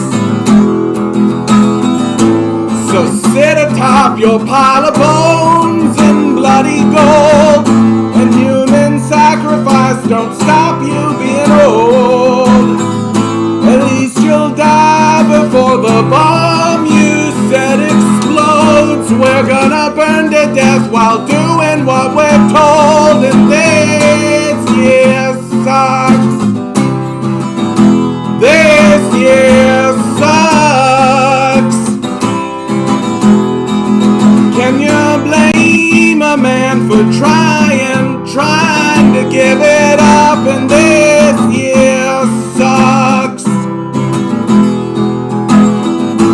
It burns down anyway. It burns down anyway. It burns down anyway.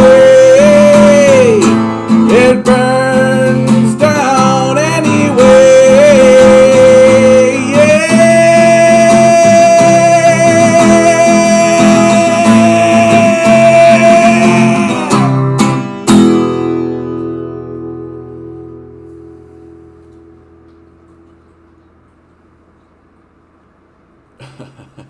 My parents lived in the Soviet Union, and it was pretty garbage. The cops were better, and there was much less crime, and education was free. but it was low quality. The food was meh. I get this all the time from like, so your parents. So your parents lived in the Soviet Union from what year to what year, right? They lived. You're welcome, bud. You're welcome. So they lived in the Soviet Union probably from like the mid 50s, right? Is when they were born, likely. And so they're really coming into awareness in and around the 70s and 80s, right? And they lived through, so that means they lived through the coup, right? And that's like their main years. If they're 20, 30 in and around that time, right? Yeah, I agree with you, dude. Like I'm not going to defend the Soviet Union during the period of its collapse. Like the Soviet Union collapses for a lot of reasons, and one of those big reasons is that it turned away from its socialist principles. Like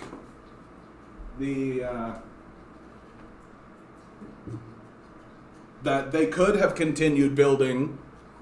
And one of my big critiques of Stalin, because you can critique any leader you like, but one of my big critiques of Stalin is that he was unable to, or unwilling, jury's out in my view on whether it was an unwilling or unable to, kind of continue the project on in successful ways, right? Like that the passage of power, as the passage of power occurred, it became more and more corrupt. And that corruption becomes inevitable, observable rather, with its economic collapse and its turn to neoliberalism, right? So we have to be kind of concerned that a similar thing doesn't begin to happen in China. And I think Xi Jinping is quite concerned about that. The USSR was designed so that it required someone like Stalin to run it.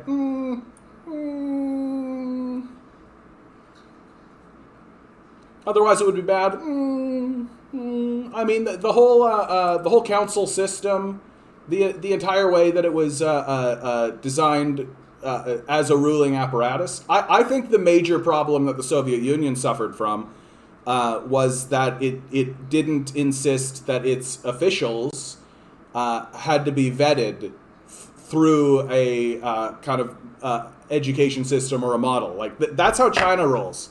Right? China is trying to prevent that from the collapse of the Soviet Union from happening by having a vetting system, right? A system where if once you are elected into the National People's Congress in China, there's an entire an entire education system on what is Marxism, what is this project, what are we trying to do, what are our current plans, what is it that we're attempting to enact, right? And then moving forward kind of in that way.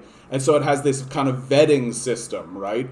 Because they're aware that one of the problems that happened in the USSR was that pro-Western sympathizers, let's call them to be nice, got into the system and started to kind of muck around with things, right? And started to do questionable acts that have a very neoliberal sort of quality about it. And so it's, I think and that comes from not really, Stalin introduced vetting in 1936, but some of Khrushchev's reforms undid that. Allowing Gorbachev to bring in his capitalist cronies. Exactly, bud. I think that's all, like, the unfortunate decline of the Soviet Union. Westerners wanted to destroy the Soviet Union, like post World War II. They had plans to bomb it and destroy it. So the idea that they're just going to leave it alone, right? And so of course, like you're experiencing, like, and of course we end up with stories like the stories from Knight Romanoff, which I suspect is completely accurate, because the experience of his parents is the experience of a culture or society in decline. Right? Mocked is the best, man. I'm always happy that you're here, Mocked. Like, unbelievable. You always keep me honest, dude, and you always come out with like the best little nugget. Like it's always really good. The like little trivia pieces of info. And trust me, Mark, I'm going to say this. I've said it to you in the past. I'll say it again, dude. Please, please, please, don't hold back if you've got something that kind of contravenes what I'm saying, because I never want to be spreading around something that is incorrect. Like I always want to be firmly rooted in the truth. And you are the guy who's gonna absolutely one day. I know it's gonna happen between us, Mark. I know it's gonna happen. One day you are gonna be like, actually, John, and you're gonna put something up, and it's gonna be like a pump. And I just want you to know when you do that, I'll double check sources and all that kind of stuff. But I want you to know that I appreciate that already up front. I might get mad in the moment, and I might get spicy in the moment, but I want you to know up front that I value that. A Georgian was their premier, and they had numerous autonomous SSRs for each nationally. Ukrainian SSR, Lithuanian SSR example, yeah, etc. But Kazakhs became a minority in their own country. Yeah, that doesn't help. Grandparents talked about how much better the USSR was, but my parents thought it was the nostalgia cycle. Yeah, there's a bit of that. Like, we like to say of the old that, oh, well, they're just nostalgic for the times gone by, but like, nah. Like, I'm gonna tell my kids that this place sucked. Like, this place sucks. Like, what, neoliberal capitalism in Canada fucking blows, dude. Like, it fucking blows.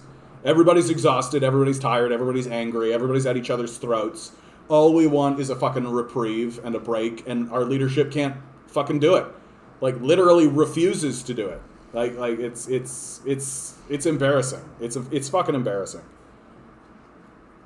Xi Jinping is bringing China back on track. I actually think that, like, I'm more or less of the opinion that people in Gazoo have mixed feelings about the CPC. Most people don't even really care about politics. Yeah, that's just humans, right?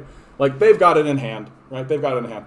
So, Caleb, to let you know, Harvard did a really big poll of people's opinions of the CPC in China. It was a 20-year project, so big project. And what they found is not only are most Chinese people favorable of the CPC, there's been an increase in favorability over time. So I think you're probably right. Like any ruling class, people have mixed feelings because there's always things that you can point to, right? There's always something to point to. Especially if you're living in the country, right? Like, and this is why I'm so grateful to have people from the country come in, and you're not the first. I hope you won't be the last, because what I attempt to move forward with in regards to my opinion of China is a balanced view. I think that the view that's coming out of Westerners today is insane. The perspective, like, China is not an evil empire. It's just a group of humans trying to make a go of it. And it seems to me like China's endeavor is to essentially trade, right? That basically China is just going around the world trading. And this is a massive threat to the Americans. So, and sorry, bud, where did you say you're from? Guangzhou, you said? Here, I like to... Guangdong. Okay, I need to actually... Where the fuck did you say you were from? Let's just copy. I love to get real specific with some stuff, because then you can have, like, interesting conversations sometimes. Yeah, that's what I thought. I thought that you guys were right here. So, I don't want to scare you, bud. Yeah, so you're, like, right near the Hong Kong stuff going on, yeah? That's fun. Makes sense that people in, especially Guangzhou, but I mean, like... one of the things I think is worth talking about is, no, not Facebook. Get out of here, Facebook, you piece of shit. Flooding. Yeah, that's what we want. So, like, as this climate change catastrophe unfolds, right? One of the things I've really noticed about China is that it's at really high risk, dude. And you're in, like, a really high risk area. So, like, this is the water levels as they are now, right? There's Guangzhou right there, right? So let's zoom in. There's your beautiful city, right? Your beautiful, wonderful city. So if the sea levels go up a meter,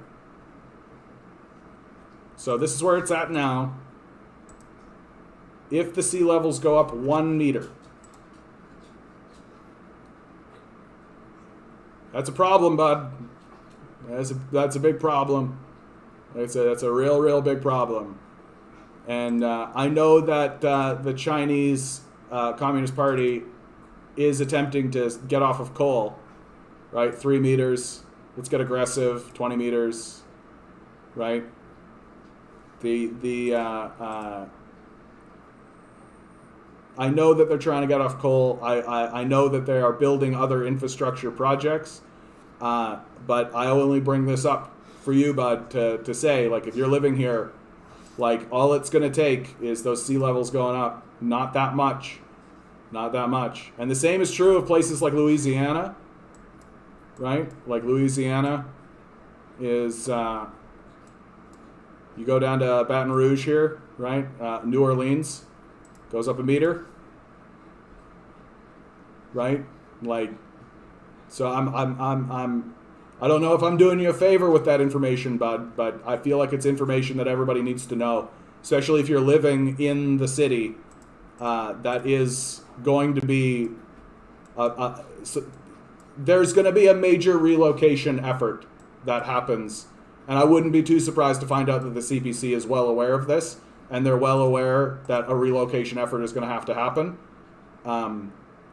So I guess just be ready for it, man. Be ready for it, especially if you're living there. Like, it's going to be. Hopefully, it won't be.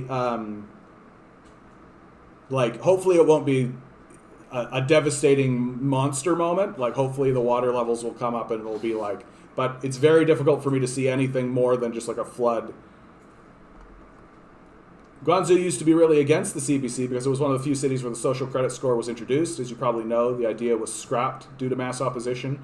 Well, and I'm glad that it was scrapped, first of all. But what's so funny about that story to me, Caleb, is that it like, when I've looked into the social credit score, it doesn't operate too much differently than the credit score that exists here in North America, right? That the capitalists keep track of us the same way that a social credit score would keep track of Chinese citizens. I'm glad that it was scrapped, though. Like, I'm glad to hear that. I didn't actually know that the social credit score was scrapped. So thank you for that piece of knowledge. Thank you for that. I'm happy to hear that. I'm going to spread that around a bit more and maybe do a little bit more digging. I assumed that the CPC was moving forward with some kind of credit score or some kind of thing like that. Yeah, the Chinese are specialists in moving massive numbers of people. That's true. That's true. Only Chinese issue I have is their takeover of capitalism and essentially playing it even more aggressively than the States, which is ironic. Alan, I slightly disagree with this perspective. Certainly, the Chinese moved to a capitalist model. That's undeniable. What happened under Deng, right? Like, it's undeniable that. But Deng did that with the statement that let a few people get rich first, was sort of his statement. That, like, okay, we'll allow these guys to make their money and then we'll even it back out later on. And you can see that happening now under Xi Jinping, right? And again, Caleb, chime in here, bud, because my perspective is only as an outsider, and I do not speak for the Chinese people. I much prefer to let them speak for themselves. But it does seem to me that anytime I do end up speaking with someone from China, that there is more of a feeling of moving together as a people towards an objective, as opposed to what happens here in capitalism, in the North America, where we all do the work and then the money goes to this guy and he offshores it and then that's the end of the conversation, right? So instead of us being in it together, it really is just like, you guys go get fucked, off we go, right? And again, I'm happy for the insider perspective, but I just don't like. When it comes to talking about China, and I talk about China a lot because the big story of this next decade is going to be the invasion of China by the Americans. Oh, I agree, but it's interesting that they are ruling the trade routes and trade agreements. Yeah, the U.S. is losing big time, which is fine by me. I mean, like, who knew that all you had to do was be neighborly, right? Who knew that all you had to do to build a reputation on the world stage is to not bomb the shit out of people and build a railway, right? Who knew? That's all it took. Like, yeah, the U.S. is losing big time. Well, and fundamentally it is because the U.S. thinks in quarters and China thinks in centuries. Like, that's the difference, right? That, like, as the United States is, like, bumbling around making stupid short-term plans, like making stupid things happen quarter by quarter, right? China is sitting there with, like, a 100-year vision. And of course they have to go in and revise it from time to time as world events shift and all of this kind of stuff, but at least they have a plan, right? Like, the United States doesn't have any fucking plans. It doesn't have a plan. Like, it literally, its stated thing is let the free market decide, right? Which I don't, like, that's no different than saying let chaos reign, right? Like, the United States is absolutely falling into a civil war with itself while simultaneously plotting a war with China. Like, and for you, Caleb, like, that war with China, like, you're right in it, dude. Like, you're right in it. Like, the South China Sea is their objective. Like, Taiwan being here, like, you're in the middle, man. China is much more democratic than any Western country. We have more say in things, not just in politics but in economics. I think that's true, bud. Like, the structure of the National People's Congress and a single party system with a vetting process seems to have allowed China to create a constant upswell from the public, where the public is constantly feeding in information and constantly doing this, and the ruling apparatus seems to exist in order to facilitate those changes, right? And to facilitate what are people interested? What do they want? How do they want to shift things? Where can we put resources so that they make sense with, like, a centrally planned economy, right? And it seems responsive. And because it's a single party system instead of this multi-party system, the plans don't constantly get swept away, right? Like, here in North America, I mean, the United States is like a fake democracy. It doesn't actually exist. But even in Canada, where we still have something of a democratic structure, because it's a multi-party system, so you get the conservatives come in and they just kibosh everything the liberals have been doing because they have their own ideas and their own people and their own stuff. And then the liberals win 4 years later and sweep everything away. So it's constantly like 2 steps forward, 3 steps back, forward, back, and we're constantly ticking back and forth. And meanwhile, China is just marching forward, right? So while we're going like this, China is just going, and maybe they'll have a setback, right? Setback. Like, it's going to get really obvious really soon, in my view. Like, it's going to get really, really obvious really, really soon. Once China starts putting moon bases up, like, once China and Russia have an alliance to get some moon bases going on, right? They're shooting rockets at Mars. They'll be the ones to if anybody is going to colonize Mars, it's going to be China. Like, I think at this point you got to be kind of thick to think otherwise. That the United States strategy is just to bomb, right? It is just to destroy and get in the way and to cause problems for the nations that seem to actually be building. And that's the way the United States is going to assert its dominance on the world stage. But eventually that model collapses because the people you're exploiting in order to build the bombs to go destroy these places eventually run out of money.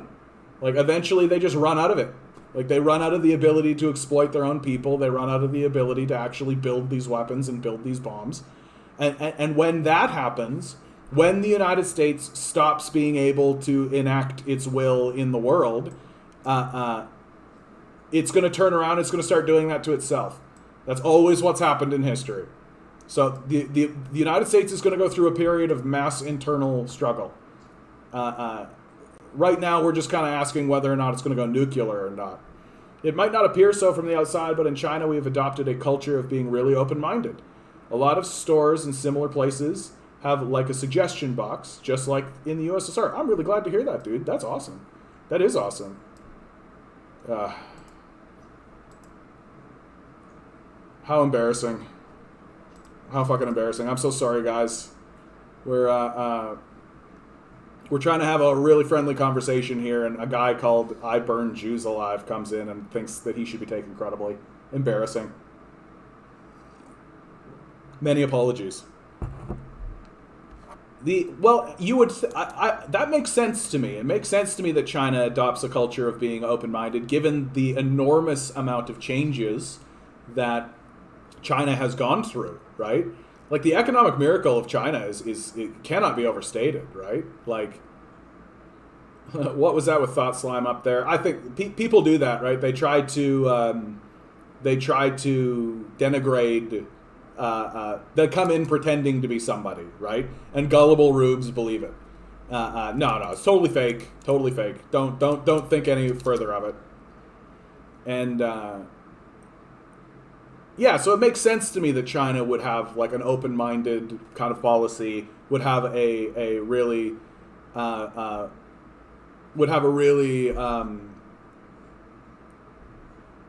malleable or flexible way of looking at the world, because straight up, like, so much has changed for them so quickly, right? Like, for us to experience changes on that sort of level, like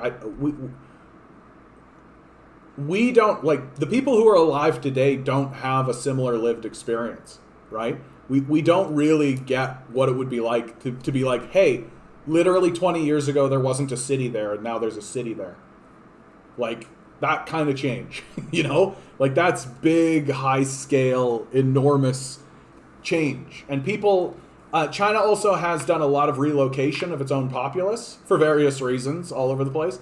And that has kind of given, I suspect that that's given the people of China a much more flexible way of looking at the world as well. Like, I mean, that, I don't need to live here. I can move over here. And like, there's got to be a more sort of a flexible flow. Oh, yes, I know all about this, dude. I'm so impressed with this. This is so impressive, bud. We have been doing a lot of work with making the deserts green. Look at Inner Mongolia. You see the long strip of green? Yeah. 20 years ago, that was just a desert. Yeah, I've played videos about this very thing on this channel. Because how impressive. How impressive. Like, what is it called? The Sea of Death? Is that the thing they call it? Where they're trying to push in, I think it's the Qinghai area. Is that correct? And it's just like absolutely astounding. Oh yeah, you're talking about over here, like all of this. Like it's an astounding project that has been extremely successful. We don't have anything like that going on here in North America. Like our leader Justin Trudeau has planted like 1 million trees or something like this, which compared to what's going on in China is just like the tiniest little drop in a bucket. Like the policy of attempting to push back their deserts, attempting to reclaim territory, to turn China green, it's very, very impressive. Very, very impressive. And can't be overstated. Like, it can't be overstated. Like that is how we are going to get out of this climate change catastrophe. It is how we're going to do it. We plant trees, right? That's how you do it. You plant trees. You stop producing pollution and you plant trees. It's very, very straightforward, man. Like I find that the conversation we're having surrounding climate change here in North America is very embarrassing. Like, it's very embarrassing. And the problem, of course, is that instead of terraforming our planet, we'll just terraform Mars, because the Martian atmosphere totally allows for that. Yeah, right.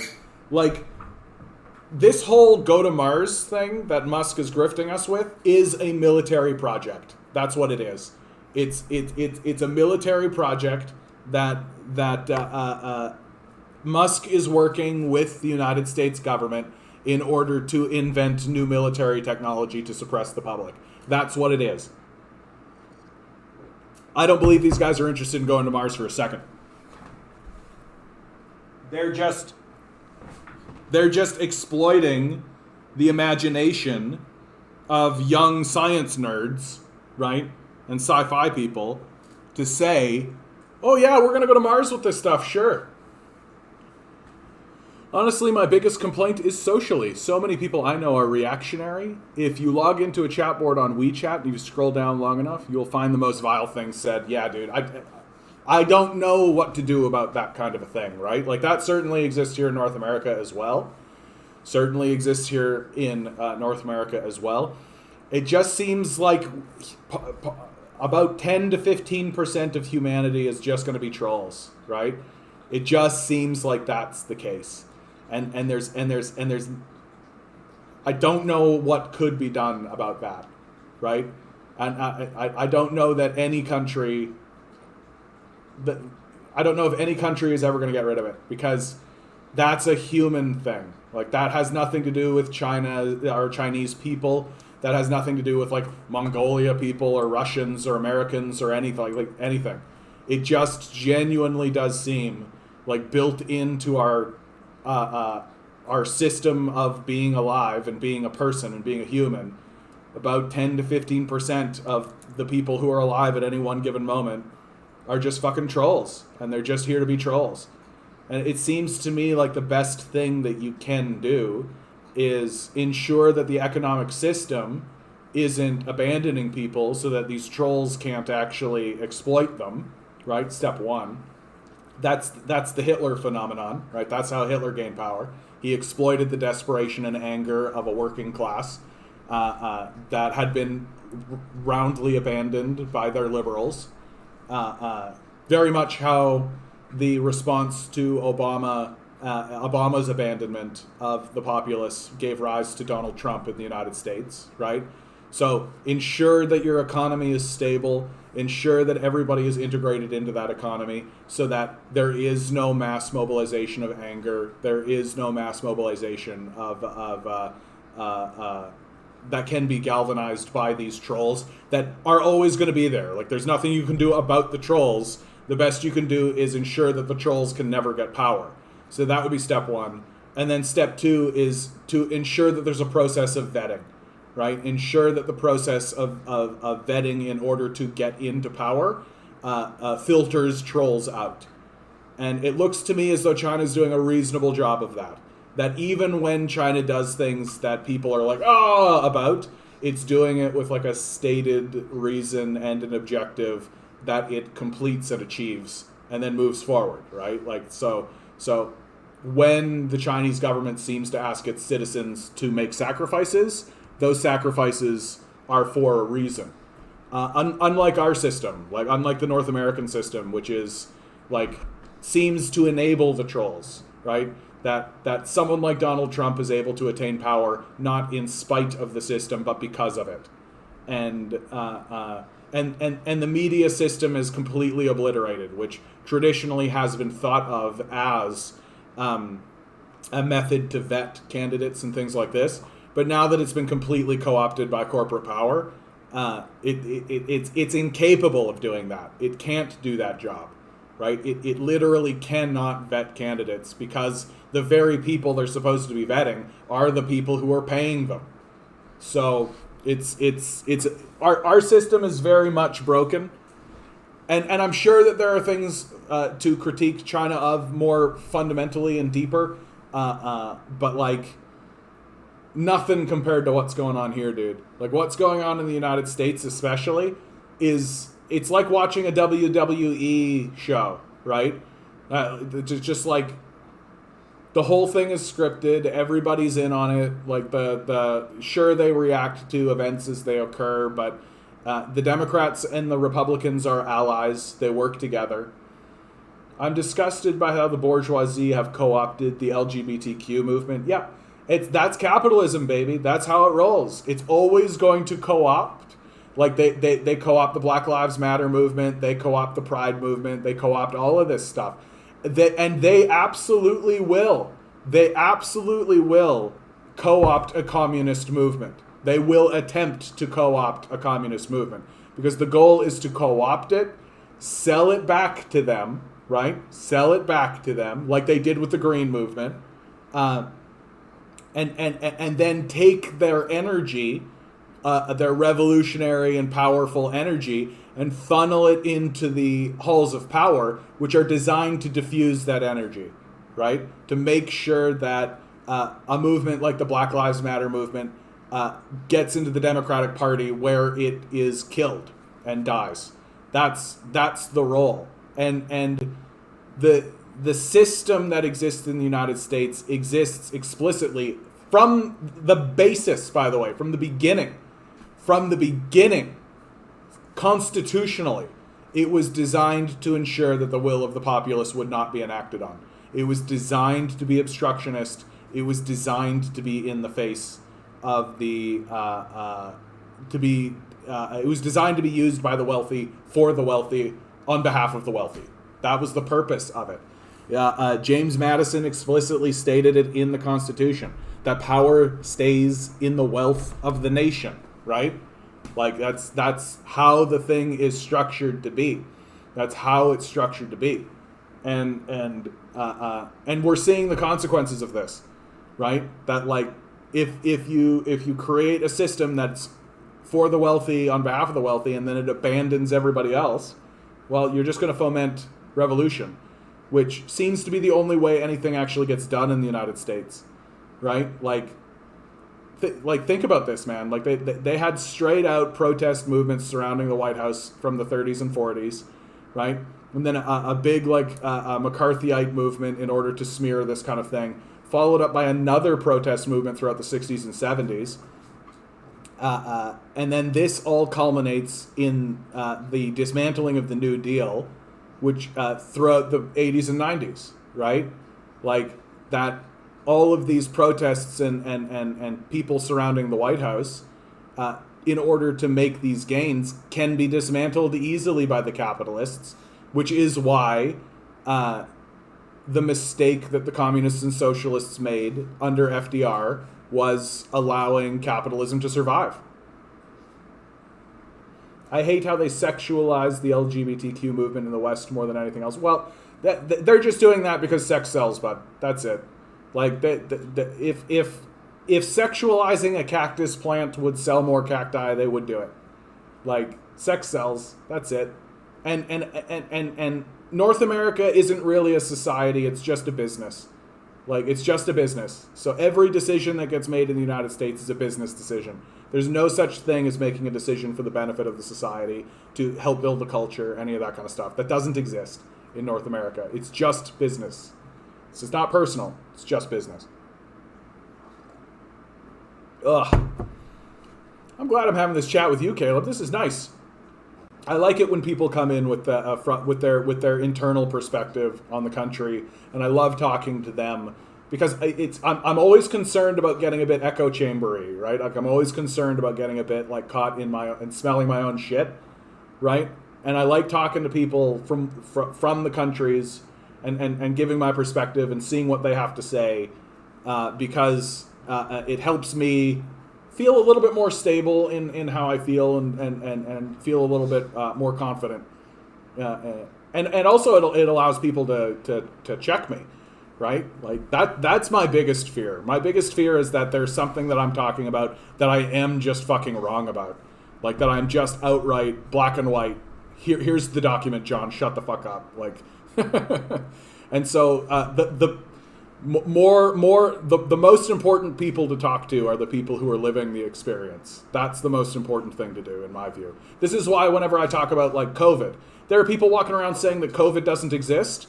And I can respect the position that's like, well, our media says lots of things and back and forth, and we've been lied to so many times, and I don't trust these institutions, and do you trust these politicians and all this kind of stuff? And like, I respect that position. I'm like, yeah, I get where you're coming from. I see why you should be skeptical. Go talk to a doctor. Like, there are people who are dealing on the daily with COVID. Go talk to a doctor. Right? That doctor is going to tell you everything you want to know about COVID.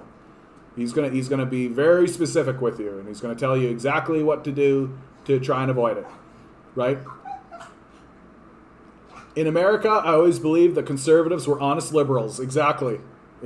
I don't think I've ever heard it said like that, but that's essentially what I say. I'm just like, yeah, the conservatives, they're just not lying about it, right? That liberals are just going to like wave a little pride flag in front of your face, but then they're going to do exactly the same things the conservatives are doing. And make no mistake, man, make no mistake. Here in Canada, the liberals and the conservatives are allies.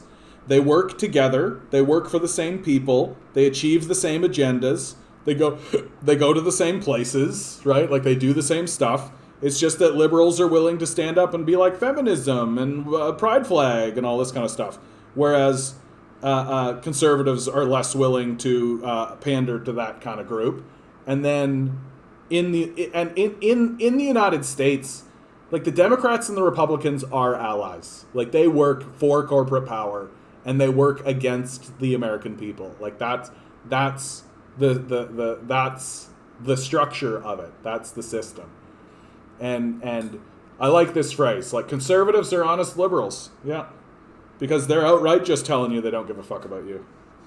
Whereas liberals, and I like to say all the time that liberals are more dangerous than conservatives, because a liberal can deceive you into believing they're your friend.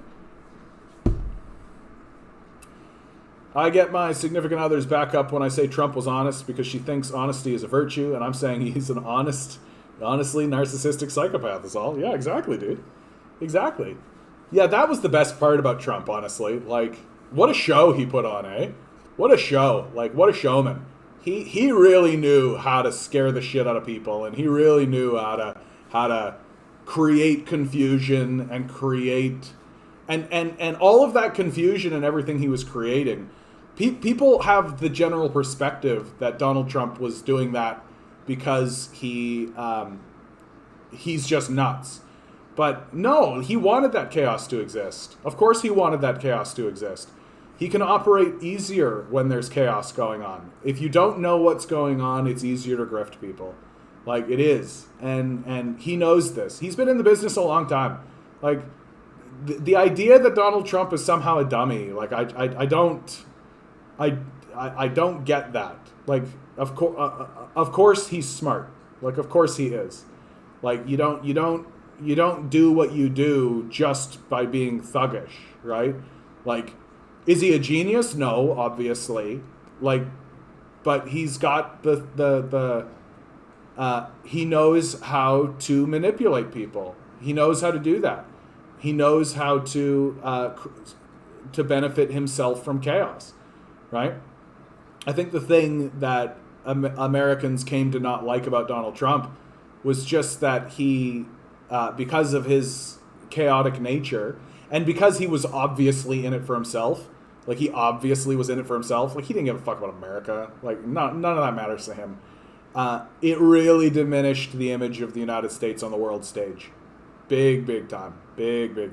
Like, I know for a fact that Europe is distancing itself from the United States because of Donald Trump. That, like, they're looking at this guy being like, yeah, that's what's coming out of the United States. And meanwhile, you got, like, nice, happy, stable little China over here, right? Just stably building railway, right? Building railway up into Russia, building railway over here into Europe, right?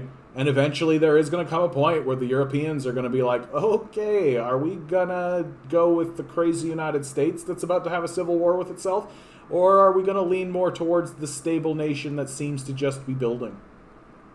Like, the isolation that is coming for the United States is already written on the stars. Sorry, mate, I can't read what you've written here.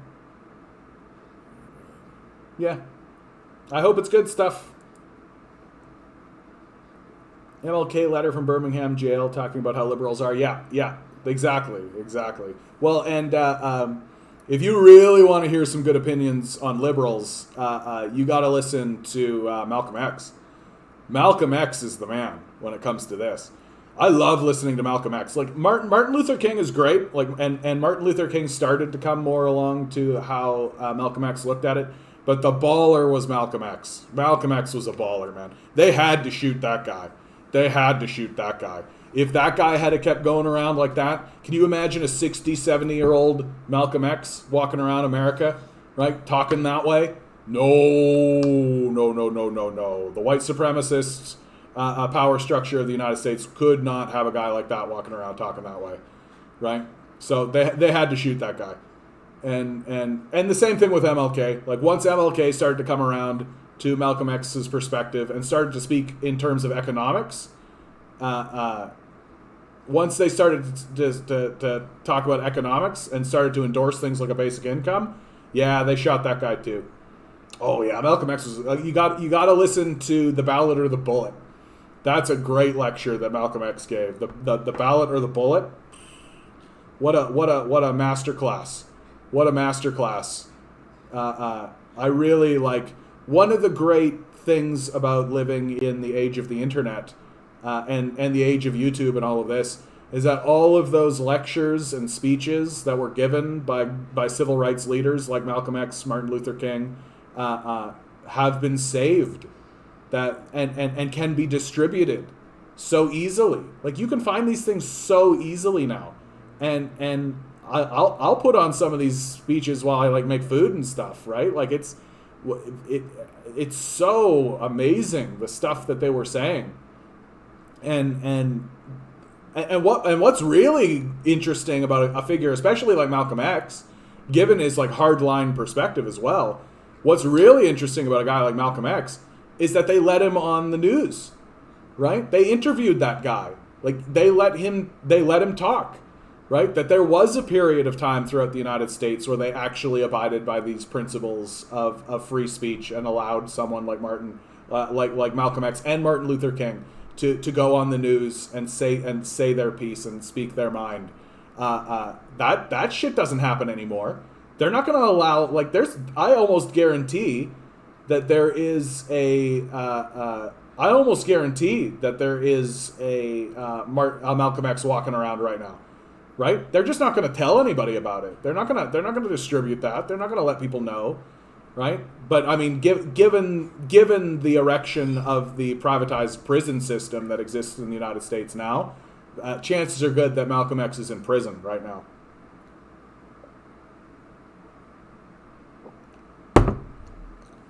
Don't you mean Enver Hoxha? I have no idea what's going on there.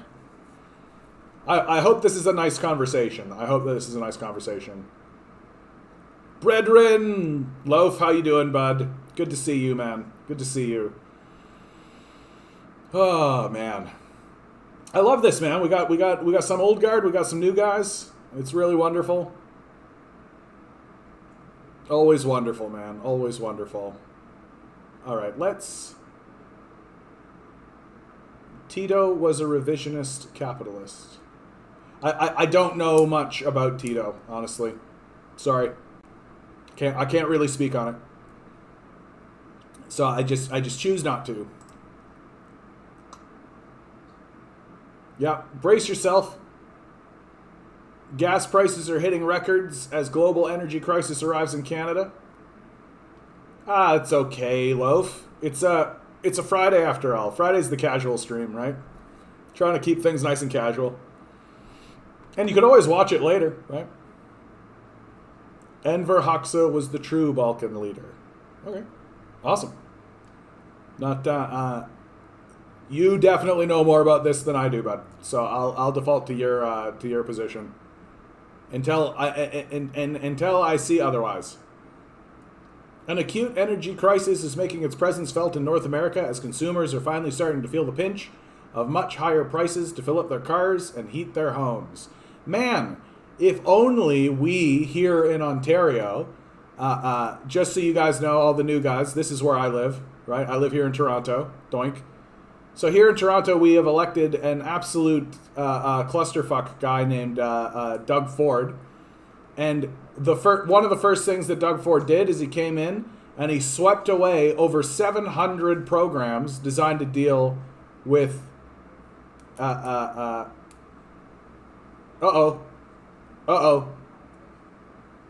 on. Let's keep it friendly in the chat, okay, guys? I don't really know anything about hold on. Unless, so we've got a challenge.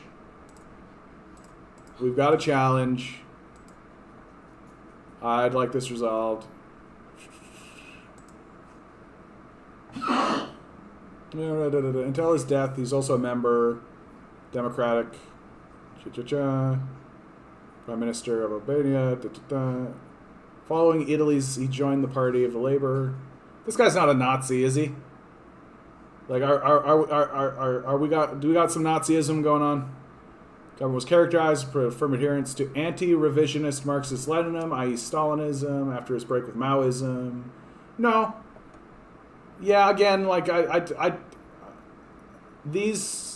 worry that, okay, this is what I'll say about this, okay? I always worry that petty disputes amongst leftists is what is holding us back the most, and is what is being used by our enemies, right? Specifically the CIA and the NED, in order to foment discontent amongst leftists, right? And I strongly advise not falling for this.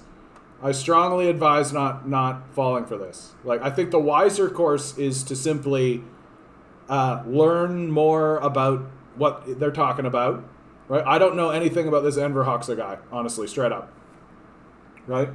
An Albanian communist revolutionary, so near as I can tell, I would be his friend, right?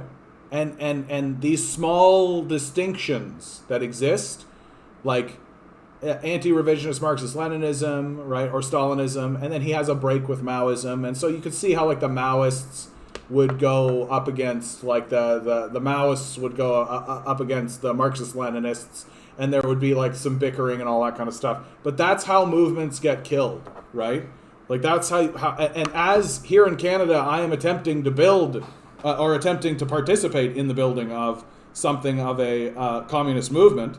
I am the Canadian commie after all.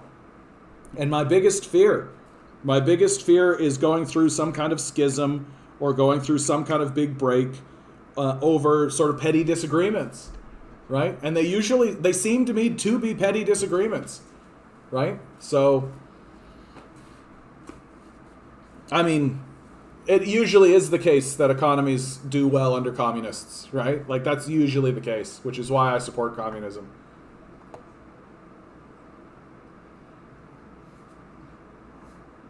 Tupac was going to be the next Malcolm X. They took him out. Yeah. I think you're right, dude. You're totally right. Well, and then the next breed of black protest artists, like your Snoop Dogs and all, your Ice-T's and all this kind of stuff, instead of shooting them, they just bought them out, right? That they just made them movie stars and they gave them big paychecks and all this kind of stuff. They just bought them out. And now, like, Snoop Dogg is, like, you know, sitting around with Margaret, whatever her stupid name is. It's a good thing. You know who I'm talking about. And like, he just shows up on, like, Jimmy Kimmel and, like, yeah, man, I smoke a lot of weed. So he's like, you know, he's just like a cuddly Care Bear now, right? And that's how it all is for all of them now. They're all just like there is no revolutionary spirit any longer within the movement of hip-hop or rap or any of that kind of stuff.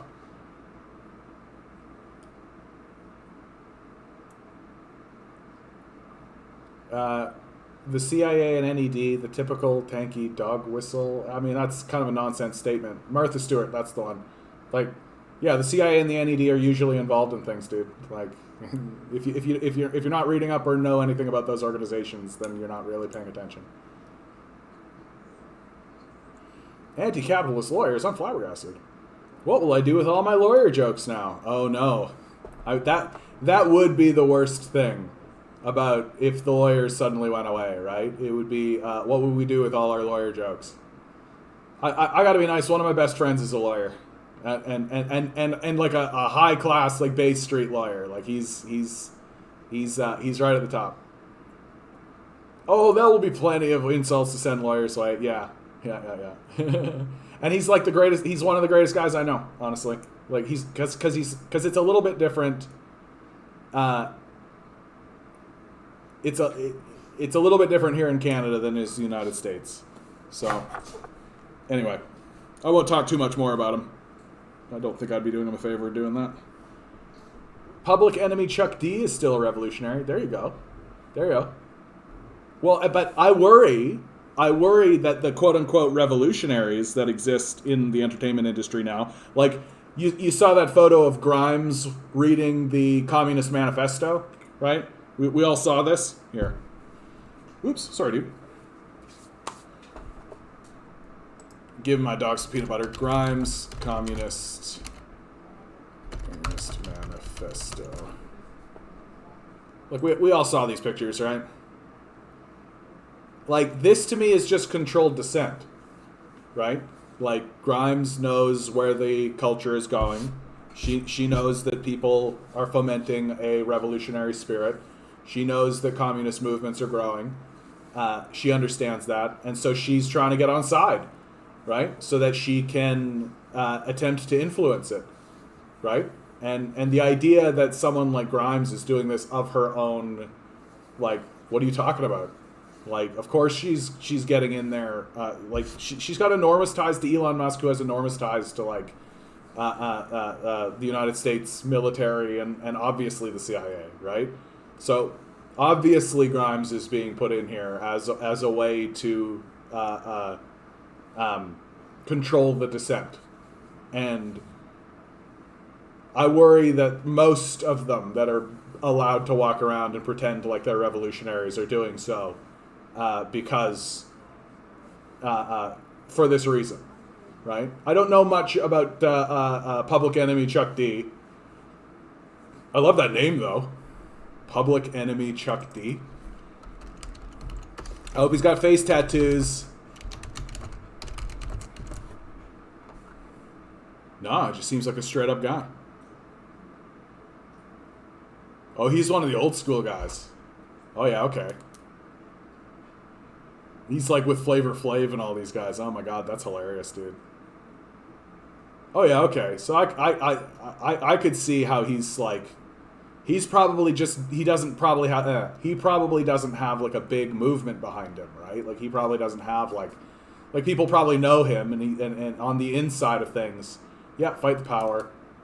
But like, look what happened to these guys. Like Flavor Flav did like Flavor of Love, right? Like they're just essentially like sideshows now, right? They're not threatening the power structure. They're not able to galvanize revolutionary fervor or anything like this. Like it's especially Flavor Flav is easy to point to because he is just kind of a cartoon version of a rapper, right? Which isn't to say he probably didn't do some gangster shit. Like, I suspect he did, but oh man, a lot of this today. So unfortunate. Sorry guys.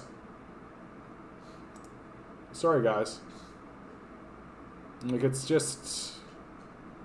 so stupid. Like, why people spend their time doing this kind of shit? Makes no sense to me. Well, it does make sense. It's just sad. Like, don't. Why? Like, why? All you're doing is confirming the work that I do. Like, that's what's so weird. Like, these guys come in and they think like, oh, I'm gonna stir up some shit, and haha, you're not really stirring up anything, dude. Like, we know Nazis exist. Like, we're aware. Like, all you're doing is confirming it, and all you're doing is solidifying our resolve. Like, that's what's so odd about it. And it's just like watching. It's just watching some idiot masturbate. It's like, no thanks, get that out of here. Yeah.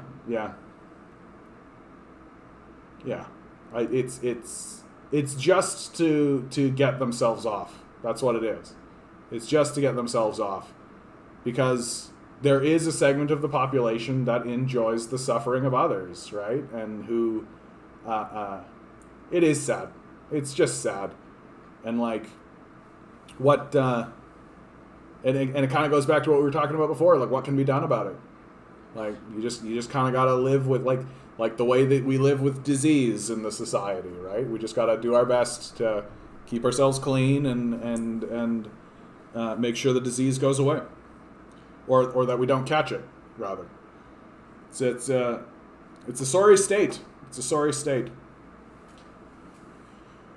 The CIA has paramilitary capabilities via the Special Operations Group of the Special Activities Division and has funded several coups. Yeah, Yeah, that's in response to the other fellow before, who like, what an odd statement. Like, what an odd thing to say. Like, don't pay attention to the CIA or the NED. Like, what the fuck are you talking about, dude? Like, these are multi-billion-dollar organizations with the explicit stated agenda of overthrowing nations and spying on their own citizens, no less. Like, what? How embarrassing for somebody to say that the CIA and the NDA, oh yeah, typical tanky dog whistle, typical tanky dog whistle. Like, yeah, dude. Like, if somebody had cancer, I'd be talking about cancer. And if somebody then said, like, yeah, typical tanky with the cancer talk, I'd be like, what the fuck are you talking about, dude? Like, it's just kind of embarrassing. Yeah, sadism is something that afflicts some people. It's absolutely the truth. And with the anonymous nature of the way the internet works, right? Like, people can go around and say that, and like, what's the worst thing that's going to happen to this guy? Like, that particular account will get banned. Like, somebody that's doing this is probably has multiple accounts, right? Like, if you're that big a loser, right? You probably have multiple accounts, and you probably have like, and so you don't care if an account gets banned, right? So you just make another one, because this is what you're spending your time doing. Like really, like, think about how sad that is. Like, we're here attempting to build a solidarity movement to continue growing and spreading around those who are fighting for the values of how to help people in society, right? And people are literally coming in and spamming it with like Nazi shit.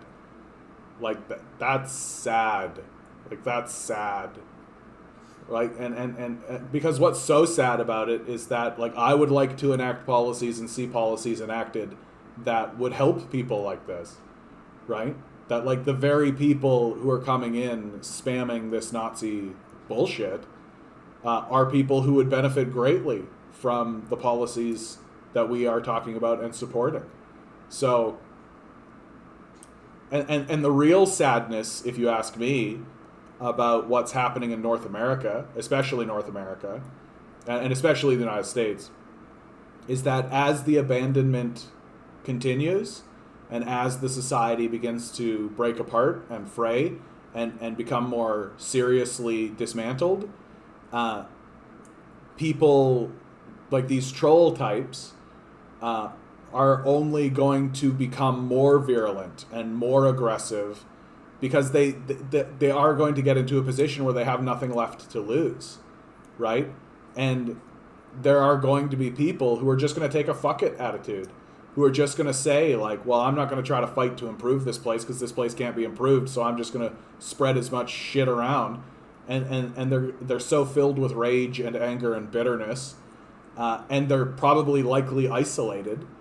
And so instead of attempting to join something in sort of the hope that things can improve, they're just gonna go crazy, dude. They're just gonna go crazy. They're just gonna ride it down.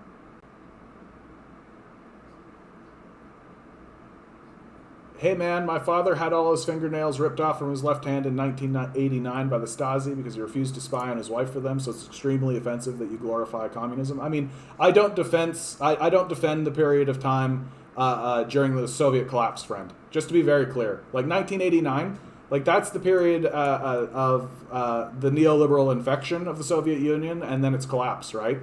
So, like, of course I don't defend that or glorify that. And that has nothing to do with communism, bud. Like, the Soviet Union collapsed because it got infected with a neoliberal capitalist ideology, right? So when you say, like, the Stasi during that period of time tore off your father's fingernails, which is a deeply, I'm very sorry to hear that, but, like, that has nothing to do, like, those people were not communists, straight up, like, but, like, the leaders of Russia by 1989. Like, who was the leader of Russia in 1989? Who was the leader of Russia in 1989? Yeah, Gorbachev. Like, and they've been doing that horrific stuff for decades. I mean, every society is going, like, I mean, the CIA has done shitty stuff too, dude, but like I just think, like, obviously during the rise of a neoliberal movement, especially under someone like Gorbachev, right, the invasion of Afghanistan, all this kind of shit, like, it's just not communism, right? It isn't, like, straight up, and even organizations like the CIA say that it's not communism. Like, I am in no way glorifying the especially like post Stalin, right? And my critique of Stalin, I was just talking about this earlier. My critique of Stalin is that he was not able to create vetting institutions in order to maintain the system of communism that Lenin and he built, right? That instead it steadily gets dismantled and ultimately killed on behalf of, billionaire capitalists, basically.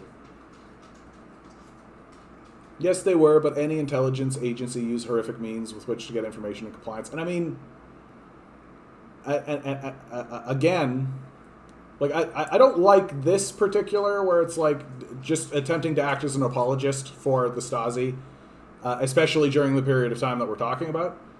Like, if we go back to, like, when Lenin is in charge, and we go back to when Stalin is in charge, and I mean, you look at who they're fighting the Nazis.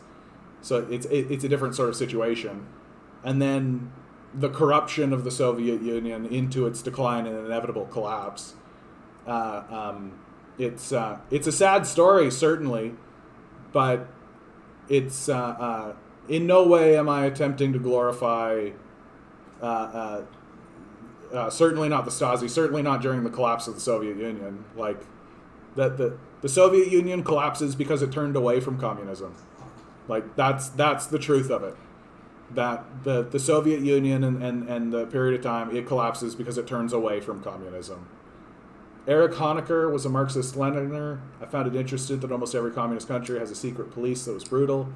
For the USSR, there was Cheka and the NKVD. For Poland, there was the UB. I mean, you want to... I often find that when we begin to investigate these sorts of things, the brutality stories, the stories are often coming out of the mouths of Nazis. That's often the case. And we have reason to be skeptical of what Nazis have to say. That's okay, buddy. Like, we have reason to be skeptical of what Nazis have to say.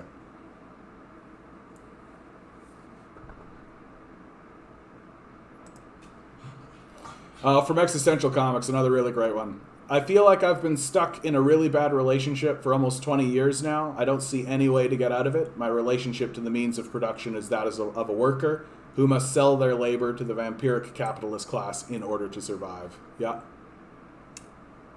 Oh, yeah. Me too, Existential Comics. I'm hoping that we can get out of it. We are coming almost to the end of it, about 10 minutes on the clock. Yeah, the gas prices are starting to spike up. You aren't worth debating. You are so delusional. Goodbye. Okay, bud. Bye. Like, I don't really need you here.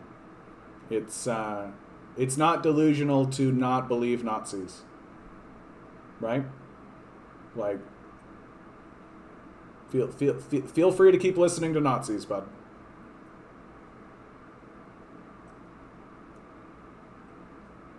Ugh.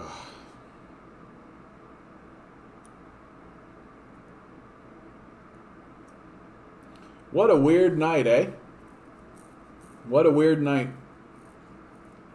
Yeah, I wish I was 12 again. Yeah, exactly, bud. Exactly.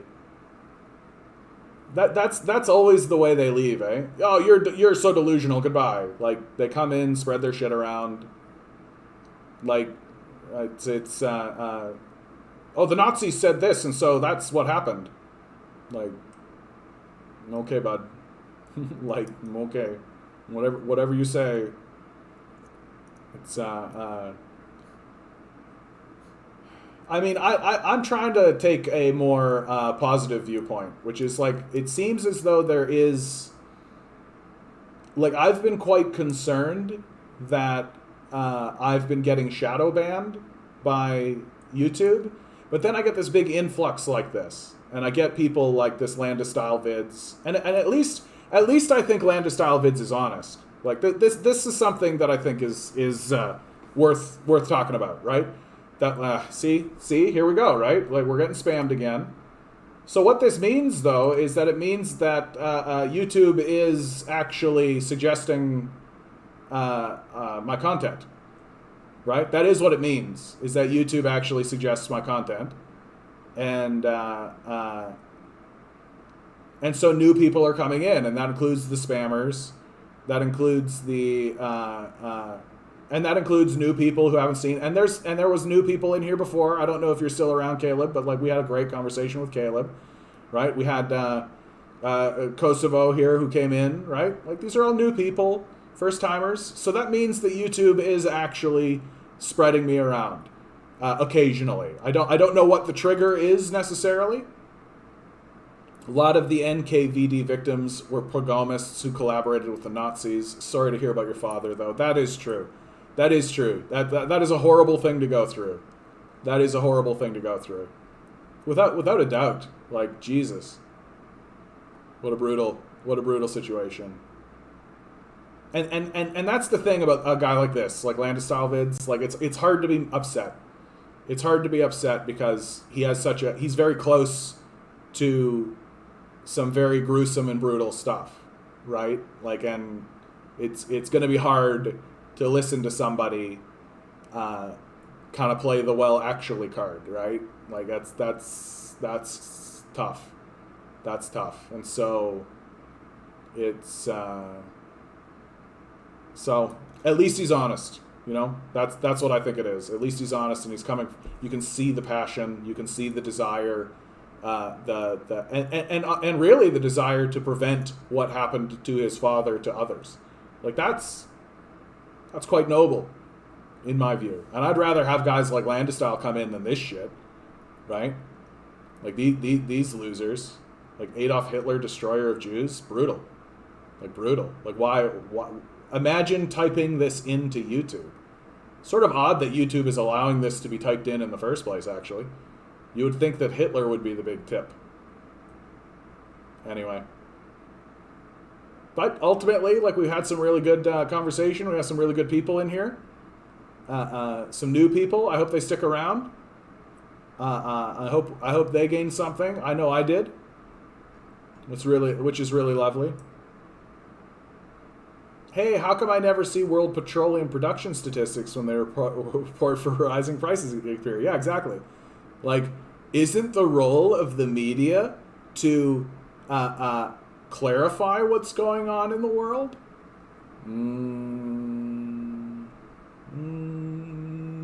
Might actually be the role of the media to obfuscate.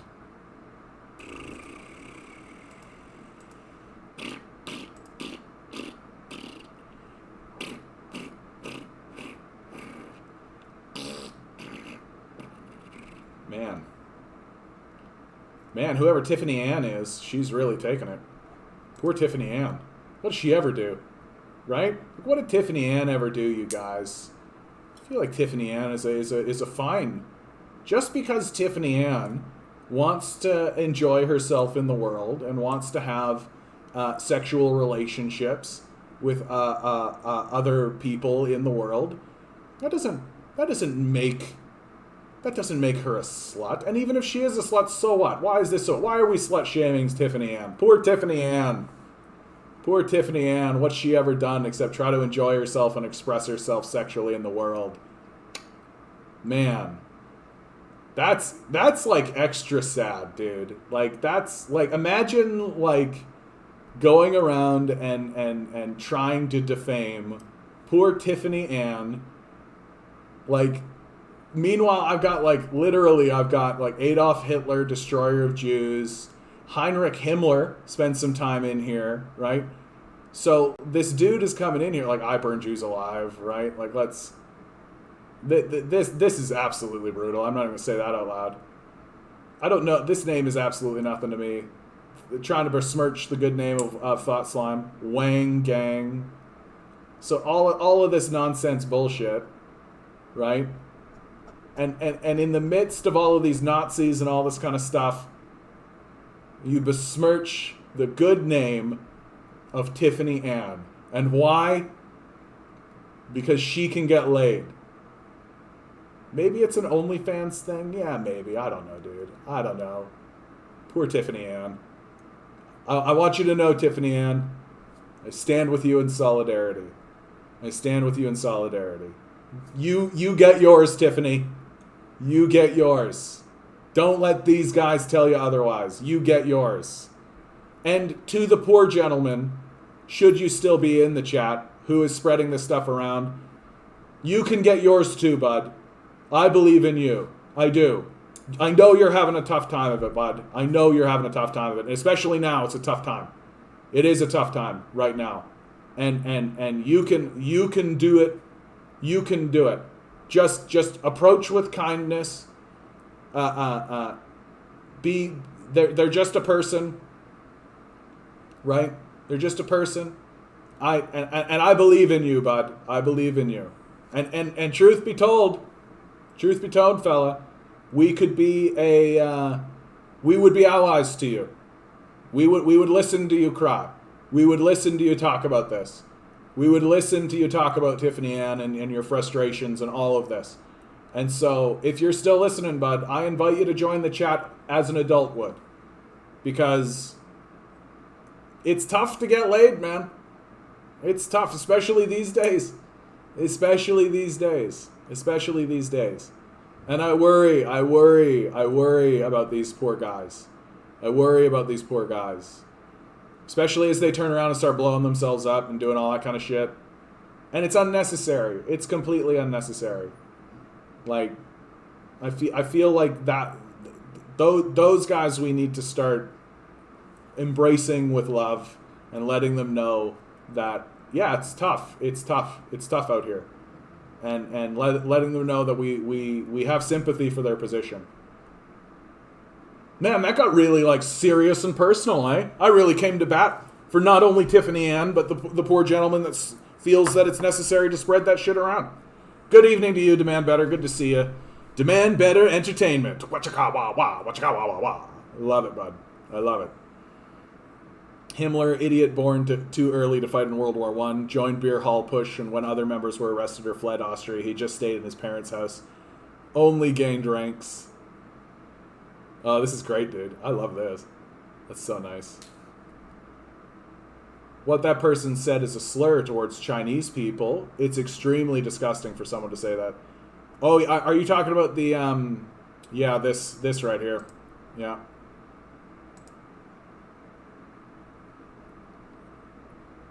Yeah, the Winnie the Pooh thing, right? Like, it took me a little while to understand. Here's my admission, right? As a straight white male, right? It took me a moment to realize that the Winnie the Pooh thing was intended as a racist slur, right? Because Winnie the Pooh is yellow, right? And so China yellow, right? Like it is designed as and I didn't really realize it, and I thought that the banning of Winnie the Pooh and the banning of Xi Jinping as Winnie the Pooh was I was like, oh, it seems a bit overwrought. Why wouldn't some, like, it's such a lovely child figure. Like, why wouldn't they lean into that? Why wouldn't they lean into the sort of like the level? And maybe they're calling them stupid. Like, these are the things I went to. I didn't immediately go to the racist connection. And then, like, literally someone online was like, nah, dude, it's because Winnie the Pooh's yellow and China yellow, right? And I was like, really? Like, it's that stupid? Like, it's so that level? Like, it's not that, like, they're trying to say that Xi Jinping is dumb because Winnie the Pooh has, like, a simple kind of thing and all that sort of stuff. And I'm like, that seems like a bit of an overreaction. But the minute I realized that it was a racism thing, I was like, yeah, ban that shit. Fuck that. That's such horse shit. Like, what a childish sort of thing. And I wish I could somehow get rid of these the spammer. I don't know how to get rid of them from the chat completely. Like, I don't care to view the deleted message, right? Like, it's annoying. The problem with fascist dog whistles is the tendency to be formed in echo chambers that leave the rest of us saying, huh? Well, but that's the goal, right? It's like the 88 connection, right? Or the 1488 connection, right? They do things so that they have plausible deniability. That's the goal, right? So that when you point them out to average citizens, the average citizens can go, that seems like a coincidence. That just seems like a coincidence. And it's fucking not. Ugh. This one doesn't even make any goddamn sense. Oh, no, never mind. I misread it. It now makes sense. Alright, yeah. Good night, pissed off Canadian. Good night. Man. What a night for the spammers, eh? I gotta maybe do some deep digging and ask myself what the fuck is going on with the spammers, right? And it's so dumb because like all they do is help me, right? It increases the amount of traffic that I have, which encourages YouTube to spread me around more. Like it's completely self-defeating. That's the thing I don't get. That's the thing I don't get. It completely defeats their agenda and their goal. If their goal is to stop people like me from growing and proliferating, they're only helping me. Like, that's how dumb these guys are. All right, guys. Always remember, each and every one of you is a divine being standing in divine energy. These billionaires are spending hundreds of billions of dollars to pretend like something else is going on. Don't let them. Yeah, just going to do this so that gets right out of the whole thing. All right, guys. Good luck. We're going to need it.